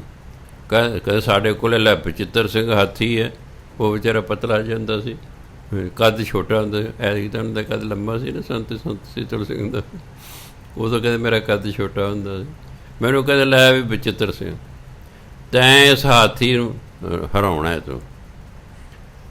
ਮੈਂ ਸੋਚਿਆ ਵੀ ਕਿੱਥੇ ਆ ਸ਼ਰਾਬੀ ਹਾਥੀ, ਕਿੱਥੇ ਮੈਂ ਮਾੜ ਚੂਜਿਆ ਬੰਦਾ। ਕਹਿੰਦੇ ਤੂੰ ਫਿਕਰ ਨਾ ਕਰ, ਅਸੀਂ ਤੇਰੇ ਨਾਲ ਹੋਵਾਂਗੇ, ਆ ਜਾ ਜਾ ਸਿੱਖ ਲੈ। ਗੁਰੂਆਂ ਨੇ ਘੋੜਾ ਮੰਗਾਇਆ, ਪਹਿਲਾਂ ਘੋੜੇ 'ਤੇ ਆਪ ਚੜ੍ਹੇ, ਘੋੜੇ ਦੀ ਲਗਾਮ ਖਿੱਚੀ, ਪਰ ਉਹ ਘੋੜੇ ਬੜੇ ਟ੍ਰੇਨਡ ਹੁੰਦੇ ਸਨ। ਘੋੜੇ ਦੀ ਲਗਾਮ ਖਿੱਚੀ, ਘੋੜੇ ਨੇ ਅਗਲੇ ਪੈਰ ਉੱਚੇ ਕਰ ਲਏ, ਉੱਚਾ ਹੋ ਗਿਆ ਨਾ ਘੋੜਾ। ਗੁਰੂ ਮਹਾਰਾਜ ਨੇ ਪੈਡਲ ਲਟਕਦੇ ਜਿਹਨੂੰ ਕੀ ਰਕਾਬ ਕਹਿੰਦੇ ਨੇ, ਹਾਂ, ਉਹ ਤੇ ਸਿੱਧੇ ਖੜ੍ਹੇ ਹੋ ਗਏ, ਸਿੱਧੇ ਖੜ੍ਹੇ ਹੋ ਗਏ। ਅਤੇ ਨਾਗਣੀ ਸੀ ਵਲਾਂ ਵਾਲੀ ਅੱਗੋਂ, ਉਹ ਫਿਰ ਐਂ ਕੀਤੀ ਵੀ ਇਹ ਐਂ ਹਾਥੀ ਦੇ ਮੱਥੇ 'ਚ ਮਾਰਨੀ, ਭਾਵੇਂ ਉਹਦੇ ਉੱਤੇ ਢਾਲ ਲੱਗੀ, ਲੋਹਾ ਲੱਗਿਆ ਹੋਵੇ। ਉਂਝ ਤੂੰ ਨੀਵਾਂ ਨਾ, ਹਾਥੀ ਉੱਚਾ, ਤੂੰ ਨੀਵਾਂ ਰਹੇ, ਇਸ ਤਰ੍ਹਾਂ ਕਰਨਾ ਤੂੰ ਟ੍ਰੇਨਿੰਗ ਦੇ। ਬਾਕੀ ਕਹਿੰਦਾ ਅਸੀਂ ਤੇਰੇ ਨਾਲ ਆ, ਫਿਕਰ ਨਾ ਕਰੀ ਤੂੰ। ਚਲੋ ਅਗਲਾ ਹੌਸਲਾ ਵੀ ਦਸਮ ਪਾਤਸ਼ਾਹ ਨਾਲ ਨੇ ਹੁਣ ਆਪਣੀ, ਕਹਿੰਦਾ ਬਸ ਉਸੇ ਤਰ੍ਹਾਂ ਮੈਂ ਕੀਤਾ। ਆਪਣੇ ਸੁਣਾ ਰਹੇ ਸਨ, ਕਈ ਵਾਰੀ ਮੈਨੂੰ ਸੁਣਾਉਂਦੇ, ਕਹਿੰਦਾ ਆਇਆ ਹਾਥੀ ਜੀ ਗੇਟ ਦੇ ਅੱਗੋਂ ਮੈਂ ਆ ਕੇ ਗੇਟ ਬਾਹਰ ਨਿਕਲਿਆ ਕਿਲ੍ਹੇ 'ਚ, ਕਹਿੰਦਾ ਨਾਗਣੀ ਮੇਰੇ ਕੋਲ, ਘੋੜਾ ਮੇਰੇ ਕੋਲ। ਜਦੋਂ ਹਾਥੀ ਨੇੜੇ ਆਇਆ ਮੈਂ ਦੇਖਿਆ ਆ ਗਿਆ ਬਿਲਕੁਲ ਨੇੜੇ, ਮੈਂ ਲਗਾਮ ਖਿੱਚਦੀ ਘੋੜੇ ਦੀ, ਘੋੜੇ ਨੇ ਲੱਤਾਂ ਉੱਪਰ ਰਕਾਤੀ, ਮੈਂ ਉੱਚਾ ਹੋ ਗਿਆ, ਖੜ੍ਹਾ ਹੋ ਗਿਆ ਸਿੱਧਾ ਪੈਡਲਾਂ 'ਤੇ। ਜਦੋਂ ਹਾਥੀ ਨੇੜੇ ਸੇਧ ਚਿਹਰਾ ਮਾਰੀ ਨਾਗਣੀ ਉਹਦੇ ਮੱਥੇ 'ਚ, ਉਹ ਜਿਹੜਾ ਉੱਤੇ ਲੋਹਾ ਲੱਗਾ ਹੋਇਆ ਸੀ ਉਹ ਵਿੱਚੋਂ ਦੀ ਨਾਗਣੀ ਲੰਘ ਕੇ ਮੱਥੇ 'ਚ ਵੱਜੀ। ਕਹਿੰਦਾ ਹਾਥੀ ਦਾ ਝਿੰਗਾੜਦਾ ਹੈ ਵਾਪਸ ਆਪਣੀ ਫੌਜ ਨੂੰ ਲਤਾੜਦਾ ਹੋਇਆ ਭੱਜ ਗਿਆ। ਜਦੀਗਾ ਆਪਾਂ ਕਹਿੰਦੇ ਆਪਣੇ ਦਰਵਾਜ਼ਾ ਬੰਦ ਕੀਤੇ ਦੇ ਅੰਦਰ ਆ ਗਏ। ਸੋ ਇਹ ਹੈ, ਇਹ ਜੇ ਪਰਮਾਤਮਾ ਫਿਰ ਬਖਸ਼ਿਸ਼ ਕਰਦਾ ਫਿਰ ਸਭ ਕੁਛ ਹੋ ਜਾਂਦਾ ਹੈ। ਇਸ ਲਈ ਸਾਨੂੰ ਤਾਂ ਹਰੀ ਦੇ ਗੁਣ ਗਾਈ ਜਾਓ ਗਾਈ ਜਾਓ, ਬਸ ਵਾਹਿਗੁਰੂ ਵਾਹਿਗੁਰੂ ਵਾਹਿਗੁਰੂ ਕਰਦੇ ਰਹੋ, ਆਪੇ ਉਹ ਕਰੇਗਾ। ਕਰਾਉਣ ਵਾਲਾ ਤਾਂ ਉਹ ਹੈ। ਸਾਨੂੰ ਤਾਂ ਉਹਨੇ ਇੱਕ ਸਾਧਨ ਬਣਾਇਆ ਹੋਇਆ ਹੈ। ਸਮੱਸਿਆ ਕੀ ਹੈ ਸਾਡੀ ਕਿ ਅਸੀਂ ਕਰਤਾ ਬਣ ਜਾਂਦੇ ਹਾਂ। ਪਰਮਾਤਮਾ ਕਹਿੰਦੇ ਕਰਤਾ ਮੈਂ ਹਾਂ, ਤੁਸੀਂ ਤੇ ਸਾਧਨ ਹੋ। ਜਿਵੇਂ ਮੈਂ ਉਦਾਹਰਨ ਦਿੰਦਾ ਹੁੰਦਾ ਵੀ ਫਰਕ ਕਿਸ ਦਾ ਬੰਦੇ ਦਾ ਨਾਮ ਰਾਮ ਹੈ, ਇੰਗਲਿਸ਼ ਕਹਿੰਦੇ Ram killed snake with A stick. Ram ਨੇ ਸੋਟੀ ਨਾਲ ਸੱਪ ਮਾਰਿਆ। ਹੁਣ ਜੇ ਸੋਟੀ ਕਹਿ ਮੈਂ ਸੱਪ ਮਾਰਿਆ, ਫਿਰ ਹਉਮੈ ਹੀ ਹੈ ਨਾ। ਸੱਪ ਤੇ ਰਾਮ ਨੇ ਮਾਰਿਆ, ਸੋਟੀ ਤੇ ਵਰਤੀ ਹੈ। ਸੋਟੀ ਦਾ ਸਾਧਨ ਸੀ, ਸੱਪ ਨੂੰ ਮਾਰਨ ਦਾ ਸਾਧਨ ਸੀ ਸੋਟੀ, ਪਰ ਸੋਟੀ ਕਰਤਾ ਬਣ ਬੈਠੀ, ਮੈਂ ਸੱਪ ਮਾਰਿਆ। ਬਸ ਆਹੀ ਰੌਲਾ ਹੈ। ਪਰਮਾਤਮਾ ਹੀ ਸਭ ਕੁਛ ਕਰਨ ਵਾਲਾ ਹੈ, ਸਿਰਫ ਸਾਨੂੰ ਸਾਧਨ ਬਣਾਇਆ ਹੋਇਆ ਹੈ। ਅਸੀਂ ਭੁਲੇਖੇ ਨਾਲ ਆਪਣੇ ਆਪ ਨੂੰ ਕਰਤਾ ਸਮਝ ਕੇ ਹਉਮੈ ਕਰਦੇ, ਮੈਂ ਆਹ ਕਰਤਾ, ਮੈਂ ਆਹ ਕਰਤਾ, ਮੈਂ ਆਹ ਕਰ ਦੂੰਗਾ। ਤੂੰ ਮੈਨੂੰ ਕੀ ਸਮਝ ਰੱਖਿਆ, ਮੈਂ ਤੇਰੇ ਘੀਸ ਵੱਟ ਕੱਢਦਾ ਕੀ ਜੇ ਲੜਦੇ ਦੇ ਤਮਾਸ਼ੇ ਦੇਖਣਾ।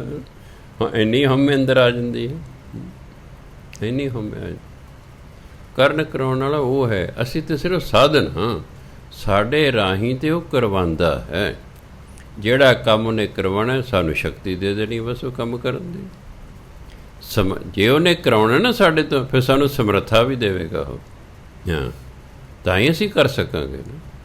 ਅਤੇ ਜਦੋਂ ਅਸੀਂ ਕਰ ਲੈਂਦੇ ਹਾਂ, ਫਿਰ ਡੀਂਗਾ ਮਾਰਦੇ ਹਾਂ, ਮੈਂ ਆਹ ਕਰਤਾ, ਮੈਂ ਉਹ ਕਰਤਾ। ਇਹ ਨਹੀਂ ਪਤਾ ਭਲਿਆ ਮਾਨਸਾ, ਸਮਰੱਥਾ ਤਾਂ ਉਹਨੇ ਦਿੱਤੀ ਕਰਨ ਦੇ, ਤੂੰ ਕਿਹਦਾ ਵਿਚਾਰਾ ਸੀ। ਬਸ ਇੱਥੇ ਹੀ ਮਾਰ ਖਾਂਦੇ ਹਾਂ ਅਸੀਂ ਸ਼ਬਦ ਤਾਂ ਵਰਤਦੇ, ਤੁਸੀਂ ਮੈਂ ਵਿੱਚ ਹੀ ਸ਼ਾਮਲ ਹਾਂ। ਜੇ ਮੈਂ ਅਸੀਂ ਸ਼ਬਦ ਨਾ ਵਰਤਾਂ ਅਤੇ ਕਿਤੇ ਤੁਸੀਂ ਵਰਤ ਦਿਓ ਅਤੇ ਤੁਸੀਂ ਕਹੋ ਅੱਛਾ ਤੂੰ ਤਾਂ ਫਿਰ ਇਹਦਾ ਮਤਲਬ ਹੈ ਆਪਣੇ ਆਪ ਨੂੰ ਕਰਤਾ ਨਹੀਂ ਸਮਝਦਾ ਹੈ। ਨਹੀਂ, ਮਹਾਂਪੁਰਖ ਕਦੇ ਵੀ ਦੇਖ ਲਿਓ, ਉਹ ਤੂੰ ਜਾਂ ਤੁਸੀਂ ਨਹੀਂ ਕਹਿੰਦੇ, ਅਸੀਂ ਕਹਿੰਦੇ ਹਾਂ। ਇਹ ਨਹੀਂ ਕਹਿੰਦੇ ਮੈਂ ਆ ਕੀਤਾ, ਨਹੀਂ ਅਸੀਂ ਆ ਕੀਤਾ। ਜੇ ਕਹਿਣਗੇ ਨਾ ਅਸੀਂ ਆ ਕੀਤਾ, ਇਹ ਕਹਿੰਦੇ ਮੈਂ ਨਹੀਂ ਕੀਤਾ। ਮੈਂ ਨਹੀਂ ਸ਼ਬਦ ਵਰਤਦੇ ਕਦੇ ਵੀ। ਉਹ ਤੇ ਗੱਲ ਤਾਂ ਸਮਝਾਉਣੀ ਨਹੀਂ, ਕੋਈ ਸ਼ਬਦ ਵਰਤ ਕੇ ਆ। ਬਸ ਆਹੀ ਗੱਲ ਹੈ ਭਗਤ ਦੇ ਵਿੱਚ ਅਤੇ ਸਾਡੇ ਵਿੱਚ, ਆਹੀ ਗੱਲ ਹੈ। ਭਗਤ ਕਹਿੰਦਾ ਜੋ ਕੁਛ ਕਰ ਰਿਹਾ ਪਰਮਾਤਮਾ ਕਰ ਰਿਹਾ, ਮੈਨੂੰ ਤਾਂ ਸਾਧਨ ਬਣਾਇਆ ਹੋਇਆ। ਜੇ ਭਜਨ ਬੰਦਗੀ ਅਸੀਂ ਕਰ ਰਹੇ, ਇਹ ਉਹ ਕਰਵਾ ਰਿਹਾ ਹੈ। ਸਾਡੀ ਰਤੀ ਘੁੰਡੀ ਮਰੋੜਦੇ, ਕੱਲ੍ਹ ਨੂੰ ਉਹਨੂੰ ਹਟ ਜਾਵਾਂਗੇ। ਬਹਾਨਾ ਕੋਈ ਬਣ ਸਕਦਾ, ਬਹਾਨਾ ਕੋਈ ਬਣ ਸਕਦਾ। ਮੈਂ ਇੱਕ ਵਾਰੀ ਨਾ, ਮੇਰਾ ਕਲਾਸ ਫੈਲੋ ਸੀ 1963 ਦੇ ਵਿੱਚ, ਉਹ ਜਿਹੜਾ ਹੈ ਟੈਲੀਫੋਨ ਐਕਸਚੇਂਜ ਦੇ ਵਿੱਚ ਆ ਲੱਗਿਆ। ਉਹ ਚਲੋ ਮੈਨੂੰ ਇੱਕ ਦਿਨ ਬਾਜ਼ਾਰ 'ਚ ਮਿਲ ਪਿਆ। ਮੈਂ ਬੱਲੇ ਬੱਲੇ ਬੱਲੇ, ਉਹਨੇ ਮੈਨੂੰ ਮੈਂ ਉਹਨੂੰ ਪਹਿਚਾਣ ਲਿਆ। 1963 ਦੇ ਅਸੀਂ ਵਿਛੜੇ ਹੋਏ, ਜਾ ਕੇ 80 'ਚ ਅਸੀਂ ਇਕੱਠੇ ਹੋਏ। ਤੁਸੀਂ ਹੈਰਾਨ ਹੋਵੋਗੇ ਸੁਣ ਕੇ ਕਿ 1965 ਦੇ ਵਿੱਚ ਮੈਂ ਹਰਿਆਣੇ ਦੇ ਇੱਕ ਸਕੂਲ 'ਚ ਟੀਚਰ ਹੁੰਦਾ ਸੀ। ਉੱਥੇ ਮੈਂ ਪੰਜਾਬੀ ਪੜ੍ਹਾਉਂਦਾ ਹੁੰਦਾ ਸੀ, 6ਵੀਂ ਤੋਂ ਲੈ ਕੇ 8ਵੀਂ ਤੱਕ, ਅਤੇ JBT ਵਾਲਿਆਂ ਨੂੰ। ਕਈ ਸਾਲਾਂ ਬਾਅਦ ਮੈਂ ਇਨਕਮ ਟੈਕਸ ਦੇ ਦਫ਼ਤਰ ਅੱਗੇ ਨਾ, ਕੋਈ ਮੇਰਾ ਜਾਣੂ ਉੱਥੇ ਟੈਸਟ ਦੇ ਰਿਹਾ ਸੀ। ਉਹ ਬਾਹਰ ਨਿਕਲਿਆ ਅਤੇ ਮੈਂ ਗੱਲਾਂ ਕਰ ਰਿਹਾ। ਇੱਕ ਜਾਟ ਨਾ ਮੇਰੇ ਕੋਲ ਆ ਗਿਆ, ਕਹਿੰਦੇ ਸਰਦਾਰ ਜੀ ਤੁਸੀਂ ਮਹਿੰਦਰਗੜ੍ਹ ਵੀ ਕੋਈ ਨੌਕਰੀ ਕੀਤੀ? ਮੈਂ ਹਾਂ ਜੀ, ਮੈਂ ਫਲਾਣੇ ਸਕੂਲ 'ਚ ਕੀਤੀ ਹੈ। ਕਹਿੰਦਾ ਜੀ ਮੈਂ ਤੁਹਾਡਾ 7ਵੀਂ ਦਾ ਸਟੂਡੈਂਟ ਰਿਹਾ ਪੰਜਾਬੀ ਦਾ। ਮੈਂ ਦੇਖਿਆ ਵੀ ਸਾਡੇ ਸਰ ਜੀ ਦੀ ਆਵਾਜ਼ ਹੈ, ਵੀ ਚੱਲ ਪੁੱਛ ਕੇ ਦੇਖਦਾ ਵੀ ਜੋ ਉਹੀ ਹੋਏ। ਦੇਖੋ ਕਿੰਨੇ ਸਾਲਾਂ ਬਾਅਦ ਉਹਨੇ ਆਵਾਜ਼ ਤੋਂ ਮੈਨੂੰ ਪਹਿਚਾਣ ਲਿਆ। ਹਾਂ, ਮੈਂ ਬੜਾ ਹੈਰਾਨ ਹੋਇਆ। ਮੈਂ ਯਾਰ ਇੰਨੇ ਸਾਲਾਂ ਬਾਅਦ। ਕਹਿੰਦਾ ਮੈਂ ਕਿਹਾ ਵੀ ਇਹ ਨਾ ਸਾਡੇ ਸਰ ਵਰਗੀ ਆਵਾਜ਼ ਹੈ, ਚਲੋ ਪੁੱਛ ਕੇ ਦੇਖ ਲੈਂਦੇ ਹਾਂ। ਜੇ ਉਹ ਹੈ ਤਾਂ ਗੋਡੀ ਹੱਥ ਲਾ ਦੇ, ਨਹੀਂ ਤਾਂ ਸਤਿ ਸ੍ਰੀ ਅਕਾਲ ਬੁਲਾ ਦਾਂਗੇ, ਹੋਰ ਕੀ ਹੈ ਜੀ। ਹਾਂ, ਸੋ ਇਹ ਹੈ ਜੀ। ਤੋ ਗੁਰੂ ਮਹਾਰਾਜ ਸਮਝਾ ਰਹੇ ਨੇ ਸਾਨੂੰ ਵੀ ਸਾਡਾ ਕੰਮ ਤਾਂ ਹਰੀ ਦੇ ਗੁਣ ਗਾਈ ਜਿਹਨੇ ਕਰਨ ਕਰਾਉਣ ਵਾਲਾ ਤਾਂ ਉਹ ਹੈ, ਕਰਨ ਕਰਾਉਣ ਵਾਲਾ ਉਹ ਹੈ। ਸਾਨੂੰ ਆਪਣੇ ਆਪ ਨੂੰ ਸਾਧਨ ਸਮਝਣਾ ਚਾਹੀਦਾ, ਕਰਤਾ ਨਹੀਂ ਸਮਝਣਾ ਚਾਹੀਦਾ। ਇਹ ਕਹਿਣਾ ਵੀ ਹਾਂ ਇਹ ਕੰਮ ਪਰਮਾਤਮਾ ਨੇ ਮੇਰੇ ਤੋਂ ਕਰਵਾਇਆ ਤਾਂ ਮੇਰੇ ਤੋਂ ਹੀ ਹੈ, ਵੀ ਪਰਮਾਤਮਾ ਨੇ ਮੇਰੇ ਤੋਂ ਇੱਕ ਕੰਮ ਕਰਵਾਇਆ। ਫਿਰ ਉਹ ਕਹੇਗਾ ਠੀਕ ਹੈ, ਤੂੰ ਕਰਤਾ ਨਹੀਂ ਹੈ, ਫਿਰ ਕਿਸੇ ਵੇਲੇ ਕਿਰਪਾ ਕਰ ਦੇਗਾ। ਜਿੰਨਾ ਚਿਰ ਅਸੀਂ ਕਰਤਾ ਭਾਵ ਨਾਲ ਜੋ ਆ ਕੇ ਚੰਗਾ ਲੱਗਾ ਰਿਹਾ, ਫਿਰ ਲੱਗਾ ਮੈਂ ਸਿਮਰਨ ਕਰਦਾ ਰੋਜ਼ 2.5 ਘੰਟੇ ਉੱਠ ਕੇ। ਅੱਛਾ ਕੋਈ ਨਹੀਂ, ਕਰਾਉਣਾ ਮੈਂ ਸਵੇਰੇ ਢਿੱਡ ਪੀੜੀ ਸ਼ੁਰੂ, ਸਿਰ ਦਰਦ ਸ਼ੁਰੂ ਹੋ ਗਿਆ।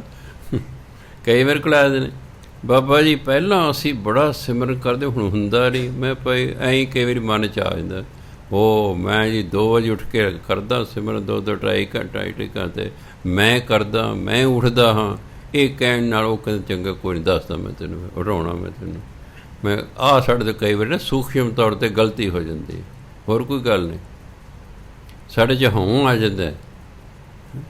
ਜੀ ਮੰਨ ਲਓ ਮੈਂ ਕਿਸੇ ਨੂੰ ਕਹਿੰਦਾ ਮੈਂ ਤਾਂ ਭਾਈ 4 ਵਜੇ ਉੱਠਦਾ। ਅੱਛਾ ਬਾਬਾ ਜੀ ਮੈਂ ਤਾਂ 2:30 ਵਜੇ ਚੌਂਕੜੀ ਮਾਰ ਕੇ ਬਹਿ ਜਾ ਸਿਮਰਨ ਕਰਦਾ ਹਾਂ।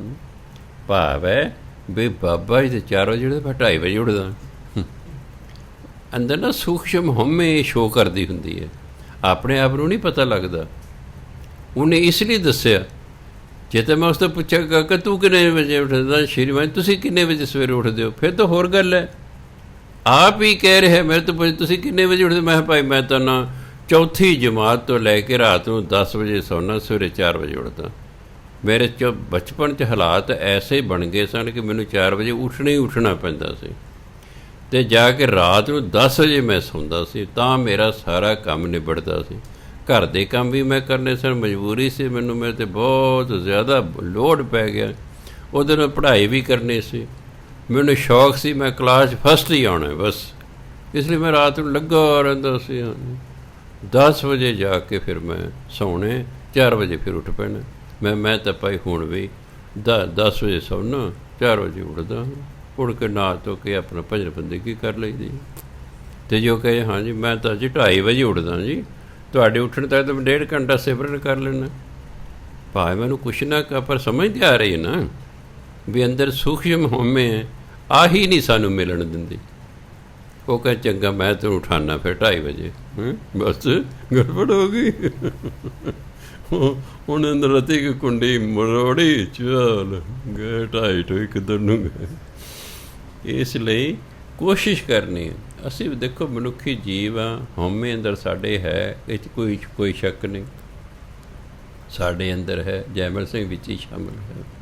ਪਰ ਜਦੋਂ ਕਦੇ ਯਾਦ ਆ ਜਾਏ ਇਹ ਕਹਿਣਾ ਸੱਚੇ ਪਾਤਸ਼ਾਹ ਤੂੰ ਹੀ ਕਰਾਉਣ ਵਾਲਾ, ਤੂੰ ਕਿਰਪਾ ਰੱਖ। ਅੱਜ ਭਜਨ ਬੰਦਗੀ ਕਰਾਈ, ਕੱਲ੍ਹ ਨੂੰ ਵੀ ਕਰਾ ਲਈ। ਅੱਜ ਅੰਮ੍ਰਿਤ ਵੇਲੇ ਉਠਾਇਆ, ਕੱਲ੍ਹ ਨੂੰ ਵੀ ਉਠਾ ਲਈ। ਜਦੋਂ ਸੱਚੇ ਦਿਲੋਂ ਕਹਿਣਾ, ਉੱਤੋਂ ਤਾਂ ਨਹੀਂ ਬਾਬਾ ਜੀ ਨੇ ਕਿਹਾ ਤਾਂ ਐਂ ਕਹਿ ਲਓ। ਉਹ ਭਾਵਨਾ ਨੂੰ ਜਾਣਦਾ, ਉਹ ਸਾਡੀ ਭਾਵਨਾ ਨੂੰ ਜਾਣਦਾ ਵੀ ਕਿਸ ਭਾਵਨਾ ਨਾਲ ਕਹਿ। ਧੰਨਵਾਦ ਕਰਨਾ ਸੱਚੇ ਪਾਤਸ਼ਾਹ ਤੂੰ ਅੰਮ੍ਰਿਤ ਵੇਲੇ ਉਠਾਇਆ, ਤੇਰੀ ਬੜੀ ਕਿਰਪਾ ਹੈ, ਕੱਲ੍ਹ ਨੂੰ ਵੀ ਮੈਨੂੰ ਉਠਾਈ, ਤੇ ਆਪੇ ਕਿਰਪਾ ਕਰਦਾ ਰਹੇਗਾ।